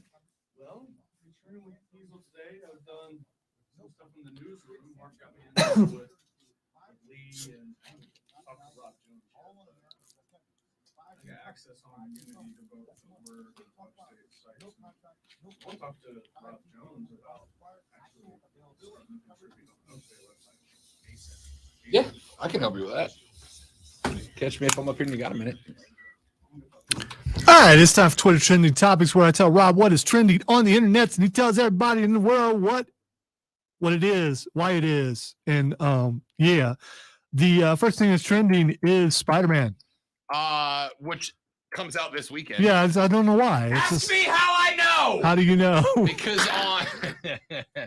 Because on Sunday, your boy went to the movie theater and walked up to the counter and said, "Yes, I'd like one ticket for Spider-Man No Way Home at 7:00, please." And the guy looked at me and said, "Yeah, what night?" And I said, "Tonight. That's why I'm here." And he looked at his computer and then back at me and then back at his computer and then back at me. And then the little girl working behind the counter comes over, because you buy your movie tickets from the concession stand now, which is weird, but okay. It's also lame. Yeah, I don't like it at all. She walks over and she goes, well, the first night is Thursday. And I'm like, yeah, well, it's Sunday after Thursday, right? And she goes, no, it's this upcoming Thursday. And I said, "Have a great day, bye," and left like the idiot that I am. I don't ordinarily put the hoodie up on my hoodie, Lonzo, unless I'm outside and it's cold. I turned to leave the theater and just threw the hoodie up over my head because I felt like an idiot. All right, I want to squeeze one more in because this is really self-serving for you. Critical Role is trending.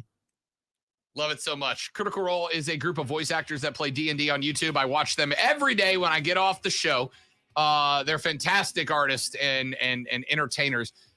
They actually took their season 2 campaign, which is like something like 500 hours long, and they have turned it into an anime, Lonzo, that will debut this February. And I guarantee you're going to like it. I guarantee it. Because it's made, the players are all actual voice actors, but it's animated by a professional animation studio. It looks super dope. All right, I'm going to go be a nerd in my office now. For Lonzo, I'm Rob. We are the South Carolina Broadcasters Association Sports Talk Radio Show of the Year. We are the Rob Brown Show on ESPN Upstate. Later, brother. Later, stream. Thanks for hanging out.